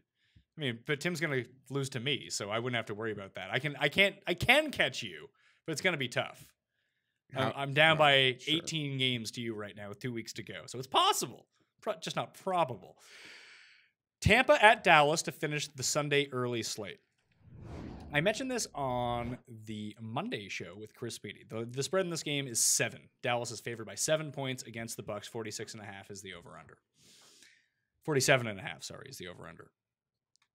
What do you think Washington's odds are to win the NFC East right now, today? I don't know, 20-1. What do you think there? I really hope they don't win. What do you think that their odds are to win the NFC East? 15-1. 28-1, which is... What's their schedule? They play Tennessee this week. They can beat Tennessee. I don't think they will beat Tennessee, but they can beat Tennessee. With the Giants? I believe they play the Giants next week. No, I don't think so. They Haven't played- the Cowboys and Eagles played twice So already? they play... No, because Yes, they have. So they play and the it's all Eagles next division. they play the Eagles next week. Correct. And Dallas plays the Giants. And the Dallas could lose to the Giants. It's in New York, isn't it? Yes, they have a 1.8% chance, according to DVOA playoff odds, to win the division. They're live here, and they're 28-1 to win 2 games. Granted, I think that's a fair. Yeah. I think those are fair odds. I think they could do it I don't think so. because I think that Tampa beats Dallas this week. I think it's too many points. I'm with you on that. I like the +7 a lot There's here. 3 of us. With Tampa. Tampa's going to be able to move the ball on Dallas. They just will. Didn't Dallas get another O-line injury? Martin was banged up. Did he play last week? I think he might be out this one. I like Tampa here as well. Give me Tampa plus the touchdown. Yeah, we're teasing them up to 14. It's a clean sweep across the board. We all like Tampa, coin included. This is a big week for your boy Hump Daddy, Tim. I think so. It's a big week for all your Buccaneers. I mean, I don't know what Buck stack is going to be money-wise on DK, but it's my preferred stack, no question. Or Zeke rushes for 300 yards, and this is all just for naught. Great. Then that's even better for my Tampa offense because that means there's going to be lots of opportunities for them to score points. I think it's a high-scoring game. I think it goes over the number. I think Dallas wins by 3. I think it's like a 30-27, 33-30 type of game. Okay. Chicago and San Francisco. San Francisco is a 4-point favorite at home, coming off 2 back-to-back wins as home dogs. I think it runs out here, though. I do not like how San Francisco matches up with Chicago, and 4 points doesn't seem enough. I know that I'm on the square side of this, but I think that the Bears get the job done here. They're still alive for the bye, too, so they want to win. It's unlikely that they get the bye because the Rams play the Niners and the Cardinals to end their season, but the Rams... Yeah, they need the Rams to lose one more time, and they need to win all their games. But, like I said, the Niners could do them a big favor next week. But we were all on San Fran last week. We were, and I got to tell you, I don't think it's enough. I don't think it's enough points this time.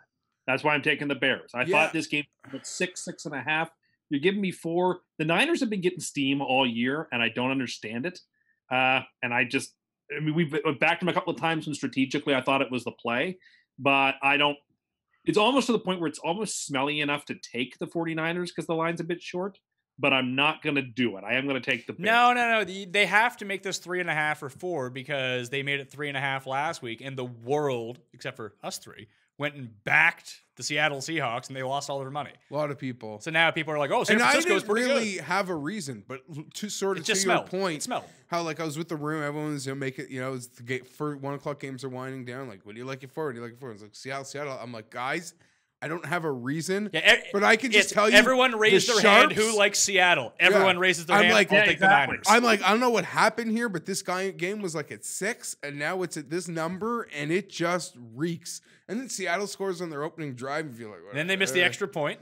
and then And then they return the Janikowski kicks. won't try to tackle anyone on the kickoff return. Well, I actually thought they made a good point on the Monday night pregame show that Janikowski did his job there. As a kicker, your They only force you job into the is to sideline. force the runner to go inside. Yeah. He did that. So that's actually not on him. Like he's But when being you're the mocked, last guy, but, like he did his job. Well, it's just, I mean, Janikowski is very easy to mock because he's out there wearing a jersey that's 8 sizes too small because they don't make jerseys big enough to cover his gut at this point. So it's just, he's a fun guy to make fun of. He is, but I thought he was And he was, he probably, was unjustly mocked. Sure, but he was probably coked out to begin with, so he didn't even remember. He's a place kicker who's been around for 20 years. Cut the guy some slack. I'm almost tempted to just play the other side because this could be another sweep, but I like Chicago at 4. Again, this could be a close game the whole way. And I just find the Bears defense will. If it moves in the Bears' direction, like 5.5 or 6, It should. Then I can, This then I can line, get this on line the 40. should move towards the Bears. But if it goes then I to can like play the 3.5, then I'll be worried. Yeah, I think if Then it I'll goes feel down, like- then I'd be super Then I'll worried. be like, this is like last week, and yeah. So San Francisco is what, 5 wins against the spread, maybe 6. I think they're 5-9 against the spread. But they Something like that. But they covered against Seattle. They covered Chargers, against the Chargers. the They covered Packers. against the Packers. And they covered against 2 weeks ago Denver. Arizona. No, I think Arizona got them both Yeah, times. that's weird. Plus, they won outright. Was it week 2 when Garoppolo was still healthy? I'm sure they covered the number that week too. They beat who? Whenever they won in week 2 when Garoppolo was still playing, I don't know who they beat. I have to look it up, but I think they covered the number that week too. Yeah, they've actually played well against good teams. Yeah, they're not a bad team is the thing, but just everything went wrong for them this year. Shanahan, coach of the year. That win last No. week, though, cost them the number 1 pick for the moment. Yep, that's Yeah, the that Jets was can great. get it, except they're going Now to beat the the Jets Packers need this 2 week. things to happen. Jets going to end up in the top 3. I don't think that They're in the top 3 now. They need 2 things to happen to get the 1 seed. The 1 pick. The Raiders need to lose and win, and the Cardinals need to win. The Raiders will win this week, so we just really need the Cardinals to get a win. I don't think it's there. I think we're going to cap out at 2. Rams at Arizona, 14 is the number. I'll lay it. You're going to take Yeah, the, me too. you're gonna This take is the not too 14 many at home? points. Yeah, it's uncomfortable, but I'll lay it. I'll lay the I will points. too. I did this. No, you with- got me backwards. I'm laying the points. oh, you're taking the Rams. Yeah. Yeah, I'm laying the points. I just can't. The Cardinals are the worst team in football. There is really nothing redeeming about that team, offense, defense, or special teams. Their I know defensive, the their, Rams- their defensive line is incredibly good. I mean, I know the Rams played badly 2 weeks in a row on Sunday Night Football, but whatever. Like, they played 2 pretty decent teams, 2 playoff caliber teams. And then the Bears, a team that's really good. The Cardinals are bad. The Rams need a big game to sort of shake off the rust and get themselves ready for the playoffs. They don't take this game lightly because they just came off 2 losses. I think they go out there to win this game like 38-3. But you can book it. Tim's Super Bowl pick out of the NFC's dead. Oh, I don't think so. I do. You think they're done? I am Yeah. not happy about the I fact don't they're think gonna have to go to the think they have the depth. And if they can get everyone healthy and back on, although Cooper Kupp's not coming back, which is pretty substantial. And- Gurley's hurt now. their biggest problem, it's not even their fault. It's the media's fault. It's the media's fault. It's the media's fault because they took Das Wonder Kid and they made him a hero. They made this little coach a hero. And I'm not saying he's bad. I think he's great. He's fun. I think he's the next generational wave of how coaches will be modeled, probably. But they put him up on a pedestal and they crowned him. That's it. He And hadn't won. every single coach's room around the league vomited. And Yep. and there's a target on his back for how he's been put on a pedestal as having like reinvented this game that these guys have been stuck in a film room for 40 years breaking down. And ever since really in the last, like when they really started to crown his ass, I'm telling you, every coach in the league at every position puts in extra time against this team. No, too bad the coaches on Arizona suck. Yeah, but- well, I mean, Steve Wilkos is going to have to go back to hosting his talk show after the season. So, Is that show still on the air? What's that? yeah, I think it is. Is it really? Yeah. Wow, that's pretty good. Don't you remember? I happen to believe that it's funny when we talk about all these rookie quarterbacks. No one even brings up Rosen. Not that even he's a write-off, just he's been so bad. I haven't And seen. he's got the most talent to work with. That's part of the reason. that he has the most talent to work Yeah, with. he does. He's got I a don't- great He, back he has and a good. well, he has a receiver who's retiring at the end of the year. I don't know how great Larry Maybe. Fitz is anymore, but I agree David Johnson's really good. But those are like legit the only two good players on the offense. Better than anyone Buffalo or the Jets have. I mean, at this point, It's- is there really that big of a difference between Larry Fitzgerald, Robbie Anderson, and Robert Foster? Probably not. Yes, I do think so. I don't think that. How old is Larry Fitz? 35, 36? Something like that. So he's having a sig. David Johnson. No, I'm not having a sig. David Johnson is still very good, but they have no offensive line. They have no periphery pieces. Like it's not good for Rosen. And as much as you bash Todd Bowles, and I don't think that he's a good coach, like Steve Wilkos needs to beat it. Like if they bring in someone, this whole offense can look completely. This team can look completely different in a year. I don't like firing coaches after one season. He's gone. Without, He is like, absolutely gone. He seems like he's I a don't terrible think he coach. is. I think the offense. I don't think he will be. I don't think that the Cardinals are going to throw him overboard after one season. Dysfunctional organizations do that. The Cardinals are not a dysfunctional organization. I don't see it happening. They need to bring back Mike McCoy and make him the head coach. That was the problem to begin with.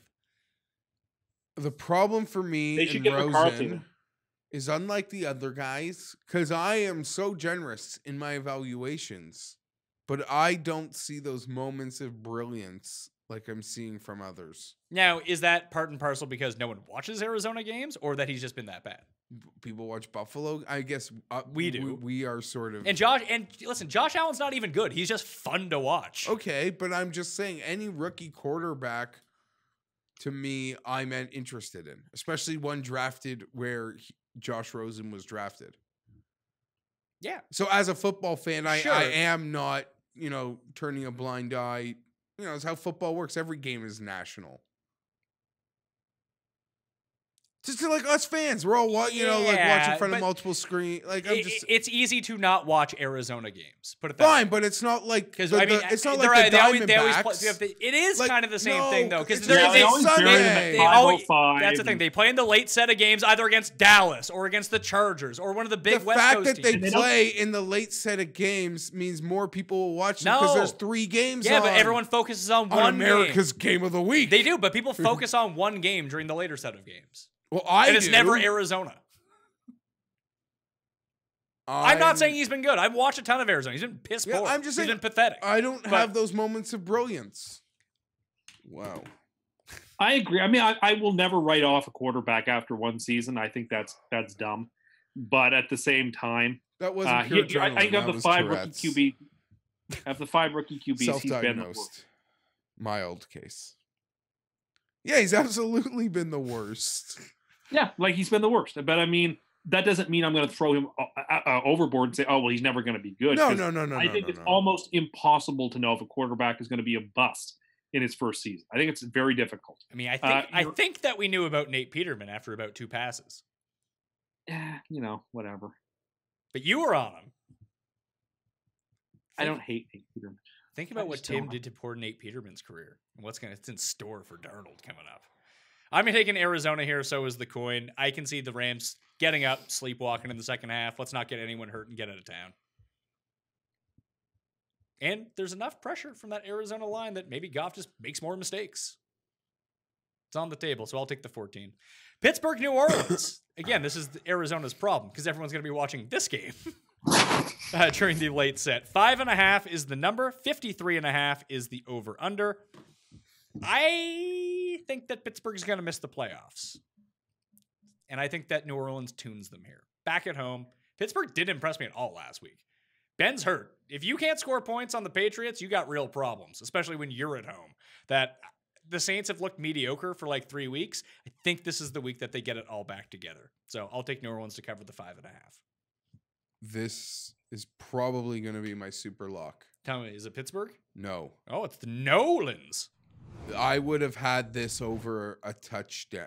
There's a key number that got crossed here because of last week on both sides. You think this would have been 7.5? The New Orleans Saints, Pat, haven't been at home since the Thanksgiving beatdown of Atlanta.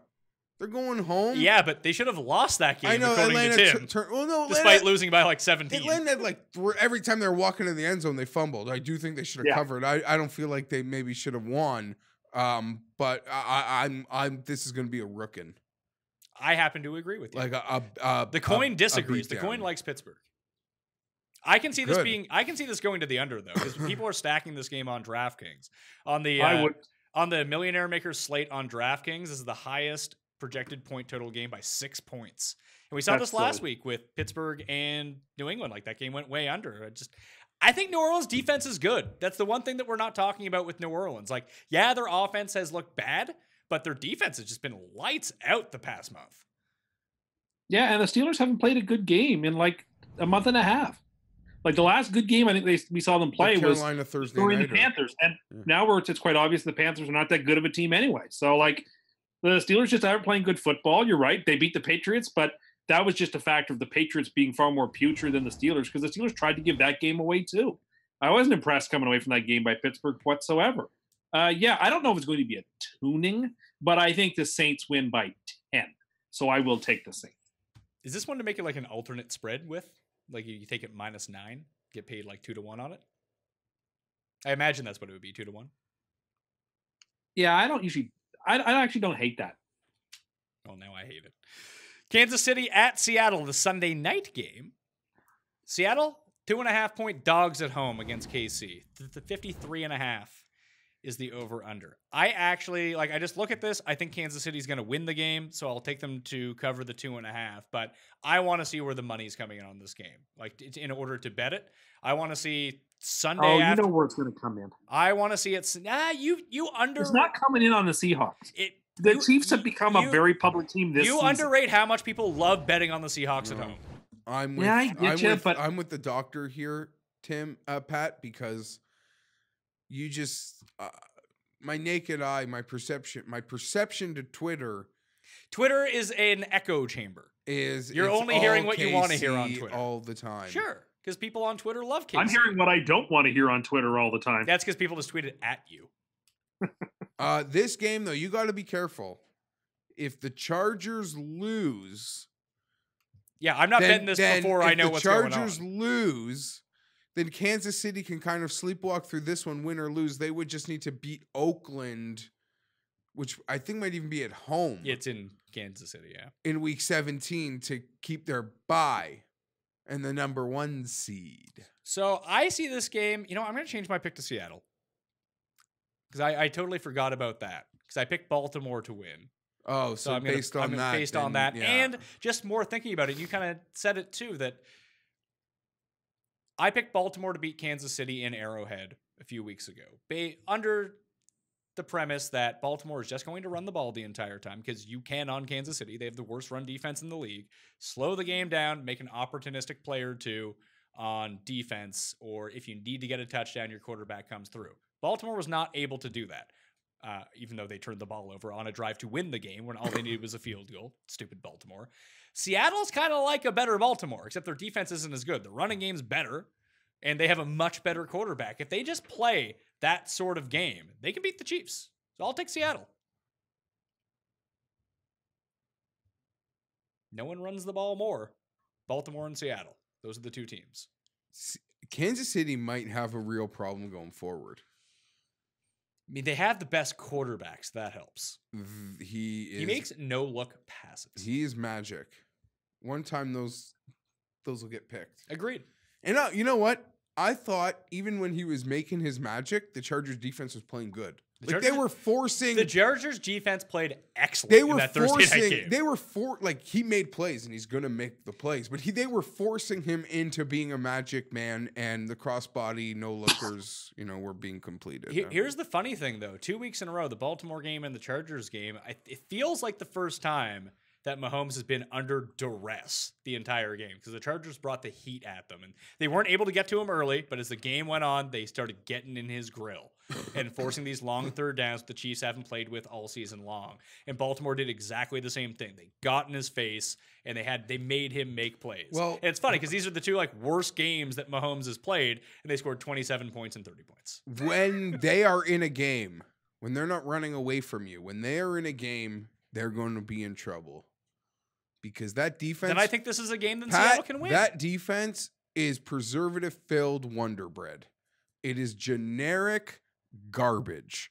What do they Tim do? loves Best bread Wonder there Bread. is. What do they... The what, best bread there is. what- You were on mute, Other weren't than you? the Subway honey oat bread, it's the best bread. I haven't heard any feedback in a while from you, even when we threw to you and you didn't jump in right away. Have you been outside smoking? No, I've been looking at a couple of we things. can here with the see you, Seahawks. so we know you're lying. No, I'm looking at the numbers for the Seahawks because I'm sort of torn on this game, to be perfectly honest. with Okay, well, let me tell you. Mark it in. Marketing. Oh, Kansas- no, let me tell you. No. you. No, let me Doesn't tell you count. it's fine. That doesn't count. See, that's what I was trying to avoid saying. Let me tell you something, I'll brother. say that. Let me tell you something, brother. You They won't play call me. man on the outside. They drop two safeties, and they let their linebackers hover the middle. They're in big. If they're in a game, they're going to be in potential big trouble. Because any quarterback who puts in time in the week knows exactly where he's going with the football before he calls hut. So you're taking who? Oh, I'm taking Seattle. And if the Chargers can win on Saturday, I will be cheering for the Seahawks like it's a Charger playoff game. I want to follow the So then money. you should probably cheer for the Chiefs then if you want the Seahawks to win. If it's a playoff game for the Chargers, since they don't win those. He tried really hard. Don't forget that the Jets are 4-10. Oh, I haven't forgotten.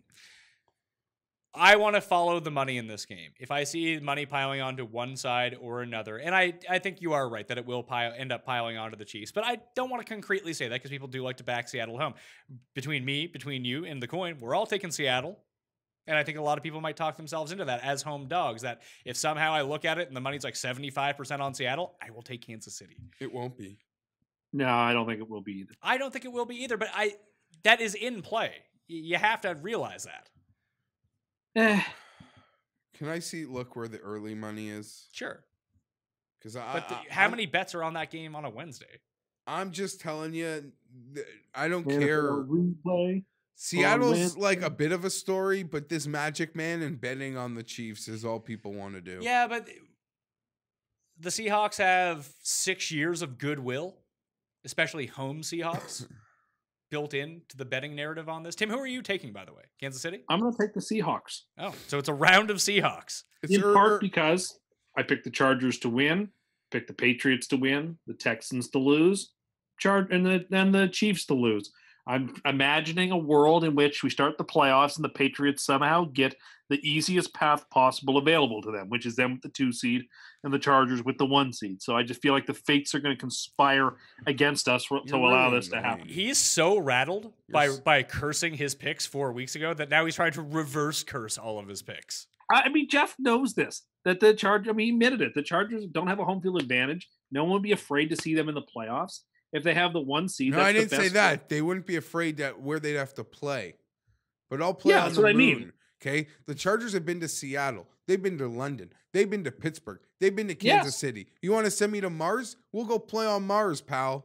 It's cold there. I think the Chargers would be just as well off, if not better, playing on the road if they weren't playing in a hostile environment, being that road spot. Like I guess it is. Tim, my players are playing in the Mars game, and I hear it's cold. Do I bench them?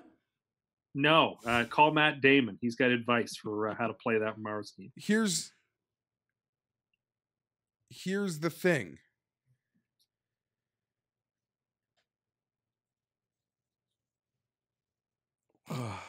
The Chargers' only options are the 1 seed or the 5 seed.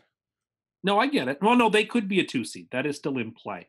The Texans could end up with a better record than they do. Yeah. The Chargers' only option is the 1 seed or the 5 seed.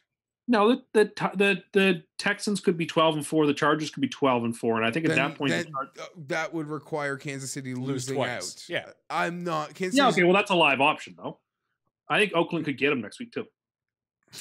Yeah, I like that you're back on Oakland. This is a Super Bowl pick. Oakland. I still like your chance. Cruden's gonna get them though. I'm just saying what I've I seen. agree. from I'd love to have a road run and like this wild card factor, but even though I didn't do great in math, you want to have to play one less playoff game makes a lot of No, sense. I get it. If you're a Chargers fan, you should totally be cheering for the Chargers to have the 1 seed. Everyone who isn't a Chargers fan should be cheering that the Chiefs are the 1 seed because we just can't have the Patriots in there. We have to do. It's all hands on deck to prevent them. Well, listen, it does seem like there's some fun new blood that the Chargers, I agree. the Houstons, the Chiefs, somebody hopefully for Tim's sake can knock off the Patriots. So And look, again, it's the another year Steelers, where half the playoff teams from last year Ravens, aren't making your the Super playoffs Bowl again. pick. my Super Bowl pick Your the Super Ravens. Bowl pick. Everyone laughs at my Super Bowl picks, but here come the Ravens. Frankenstein. They're gonna be toast in the play. They're a team that you A wouldn't want to play, but B would love to play. They're a Would weird you team. see them if I they would- go if down I like could pick 14 the team- points? Does Flacco come in the game? I would put Flacco in the game, but I don't think that they will. If the Patriots are indeed the 3 seed, the Ravens are the team I would handpick to be their opponent. I think they could beat the Patriots. I think they have could a beat the ton- Patriots too, but like I don't think they could beat the Texans. Well, I But don't care. They can would beat play the Chiefs Chargers? next. They They play the could Chiefs and Chargers. after Why that. do you why do you like the Tex? Like why should they run defense. Yeah, fair. Any team that can stop the run just owns the Ravens. As long as the Patriots lose, I'll be happy. That's all I got. Are you all I- sick of Hunter Henry jokes?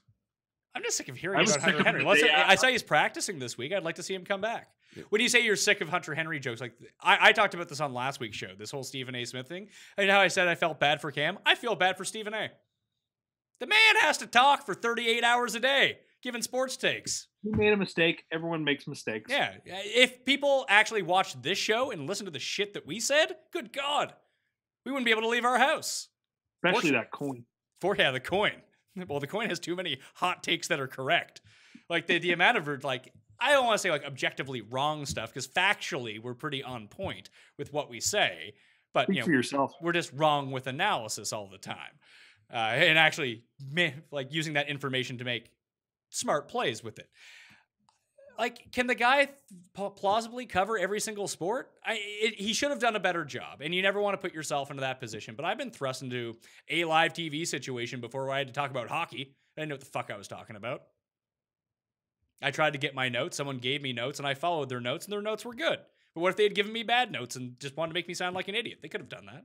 I was thrust into interviewing a comedian who I didn't know what show he was on and didn't know what we were going to talk about for 5 minutes. But that was your dad, Louis, so that was fine. Yeah, all right.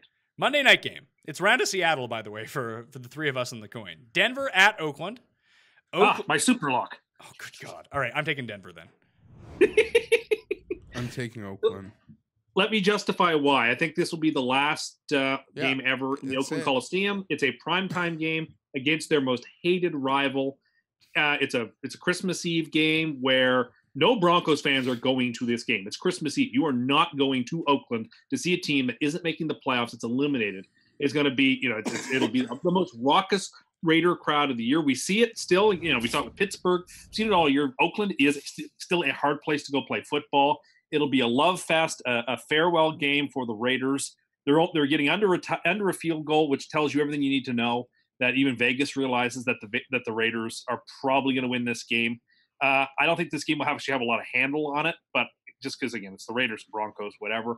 I like the Raiders to win the game. Obviously, I like them to cover as their sort of goodbye to Oakland, and it's also good for the Jets. So. But can't they still? I'm picking Oakland because I do think there's a chance it's the final game, and history's been very kind to these teams. Whether it was San Diego. I like Denver because Oakland sucks. Okay, And Oakland was only good after Tim gave up on them 3 weeks ago, and now he's back on. No this chance. is an I picked them last insane. week. This is an. I know, and they got routed by the awful Bengals. I picked them against the Steelers. Pat. This game might have flipped on the advanced line more than any in Denver's the better. league. Denver's a better team, and they'll be able to run. And when you can run, you can just walk off. Look what Joe Mixon did to them last week. All the Broncos do is run. Can I? We think Nate Peterman starts? Paul has Hard to run on this turf. Paul has a theory that the Raiders and the Bills have an exchange program going on, that the Bills give the Raiders all their shitty quarterbacks, and then the Raiders give the Bills all their shitty receivers. I am not comparing to coaching a football game. Please don't. I'm not. Okay.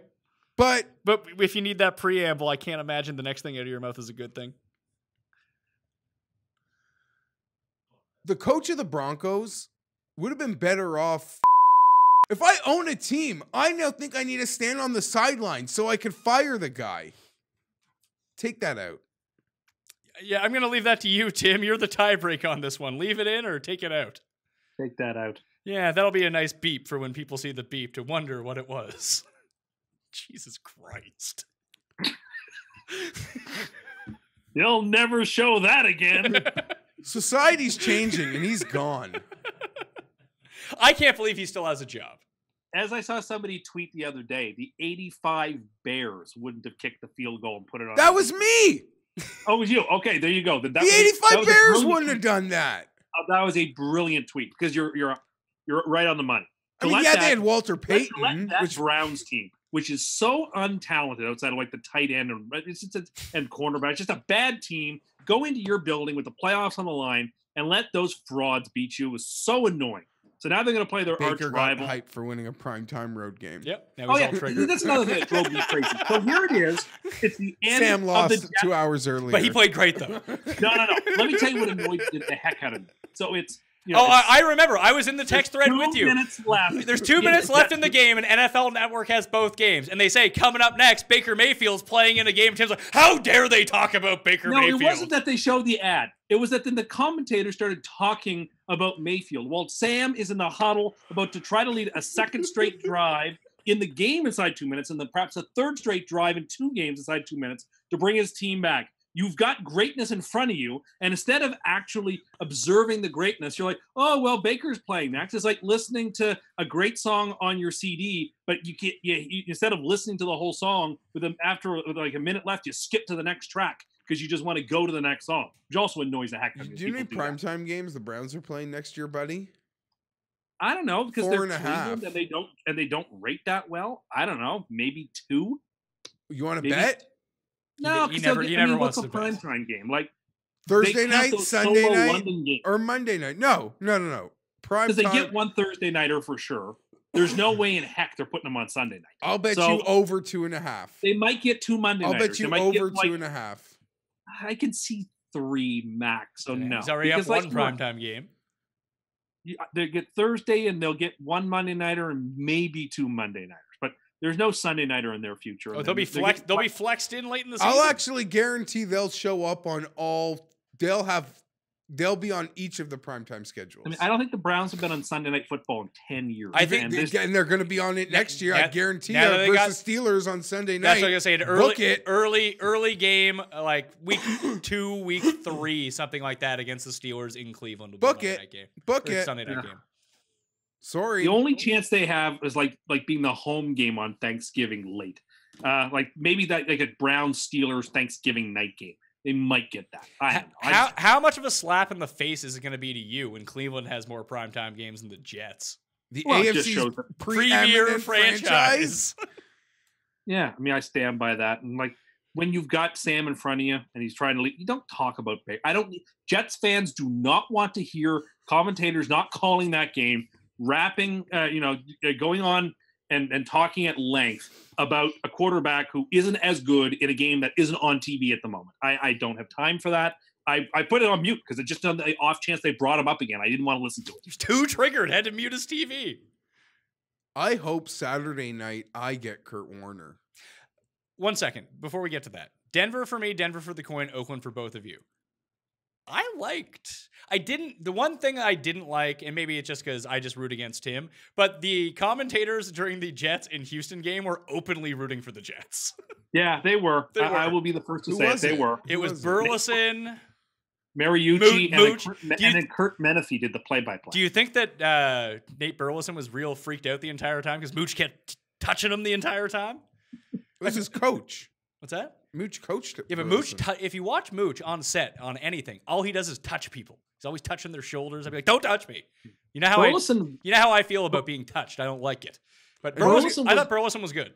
He was great, but of course Warner is actually great, and it's a shame that he doesn't have a regular gig calling games. How is he not hired for Monday Night Football? Yeah, that was the big takeaway from the weekend. They would profit so much from having him be on Monday Night Football. No, that works against my theory of what they're doing for Monday Night Football. They're creating social engagement by having the team be so bad that it's all people talk about. Did you see the story? Yeah, they're coming back. I wasn't expecting them to gas can it because that would. No, can we put Booger in the booth at least? But they're apparently there's an article. They're coming back, but they're doing extensive off-season practice work. Oh, big shocker that the guy who had never called a game before wasn't a natural and awesome at it. Gee, who could have told you that? Well, he was a cowboy.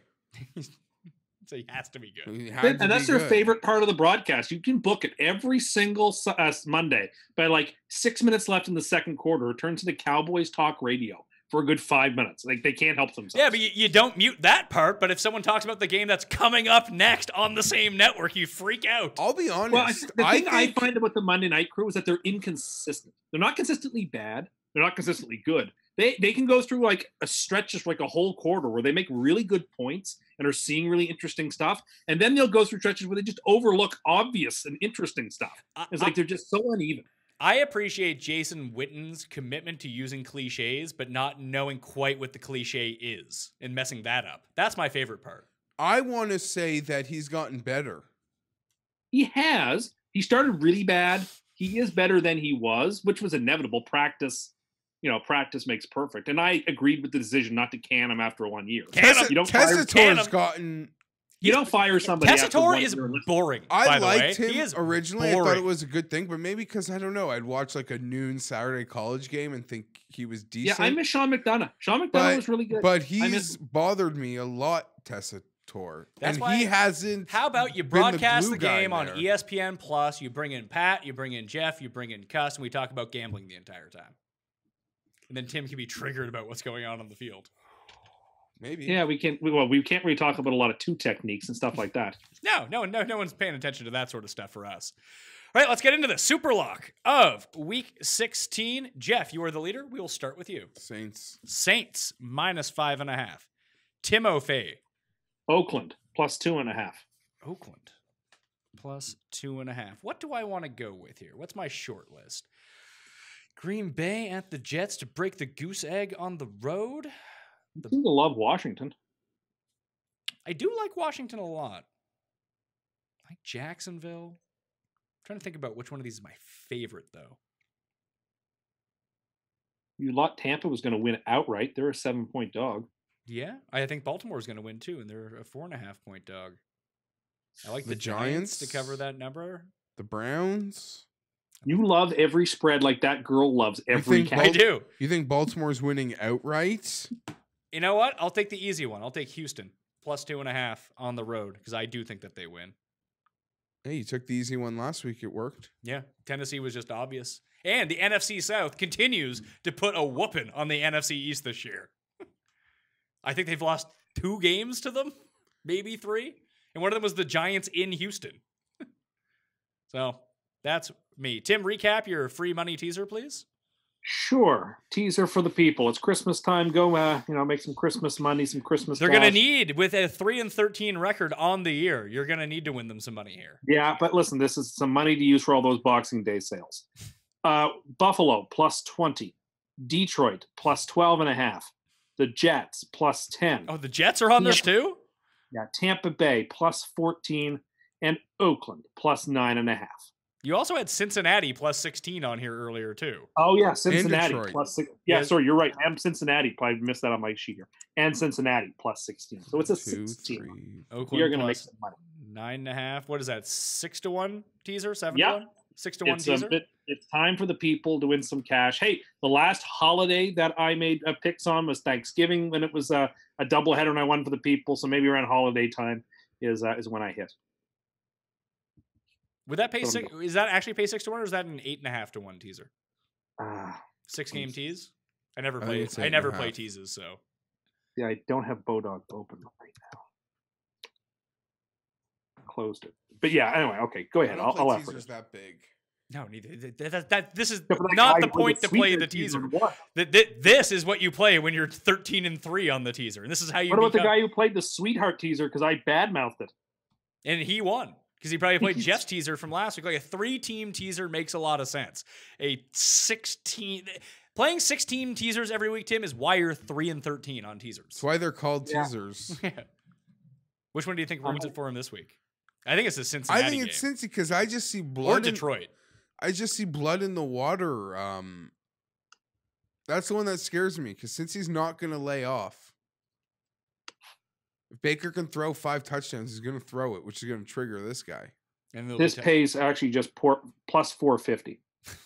Oh my! that, No that way. can't be true. A 6-game That's what a teaser. 6-team, 7-point tease plays is plus 450. You should just pick one, You just pick one game and bet on it. or just like parlay 2 of them at the regular spread. Nah. This is horrible. You got to sweat out 6 games to win 4.5 times. Yeah, that's not good. I want to see. I don't think he's right. I don't think he's doing this right I'm either. looking at it right now. Yeah, Yes, but, it is. but we know you've mentioned a whole bunch of times that you're doing things, then we find out like 20 minutes looking later at it that you this don't very actually know second. how to do it. I'm looking at it this very second. Who else you Plays. got on here? You got the Jets. Jets plus 10, right? Yeah.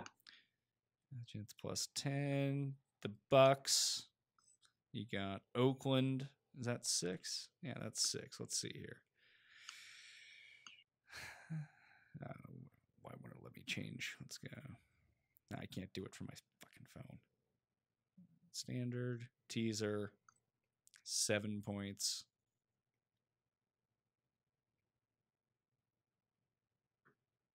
Pays 5 to 1. Well, on here it's 450, but I guess Bodog doesn't give you as good odds. Can you stop saying the name of other books, please? Okay. Beep. It's 5 to 1 on another book. That still Okay. sucks. Fair enough. Yeah, So it's within that. I It's said- in that ring. I still wouldn't take that. Fair enough. That's way too much. It's horrible. Horrible Okay. idea. Anyway, that'll do it on the Pat Mayo Experience Spread Pick'em Show. We'll be back for week 17. I would like to thank The Coin for being here because it provides such good information, not terrible teasers like Tim and the Cust. Tim and Cust. That is not my name. Jeffrey at G Fienberg 17. Thank you for being here. Coin is so good. I know. So lucky it doesn't watch games. It knows. It knows to keep the recency bias out. No narratives plague the Coin. You can find the cheat sheet up on facebook.com/thepme or in the description of this video. Thank you to everyone who voted for the FSTA Best Video of the Year. Hopefully we win. We'll find out in January. I think we may have did enough. The I groundswell. think you're gonna win. I hope so. I could win. I think someone found a bot to vote for me a whole bunch of times because that would be the best move ever. If that was you out there and you did that, please let me know. That's fantastic. If you want to get in a draw for 20 DK bucks, give the episode a like, leave your Draftkings handle, and tell me which millennial-themed gift I can send to Tim Andercust for Christmas. But that'll do it. I'm Pat Mayo. Follow me at the PME on Twitter, Facebook, and the Instagrams. Download the audio podcast, getting that draw for 20 DK bucks. I'll be back live with Tim and Garion on Sunday morning, the last Sunday show of the year. If you got questions for fantasy, betting, or DraftKings, then next week we'll have some me and Geoff. We'll have some me and Tim. We got some Cust Corners. We got some golfs and the spread picks and DraftKings shows next week, and a very special week 17 fantasy football ranking show. You'll want to tune into that. That'll be fun. Anyway, I'm Pat Mayo. Thank you for watching. I'll see you next time. Pat Mayo Experience! Experience!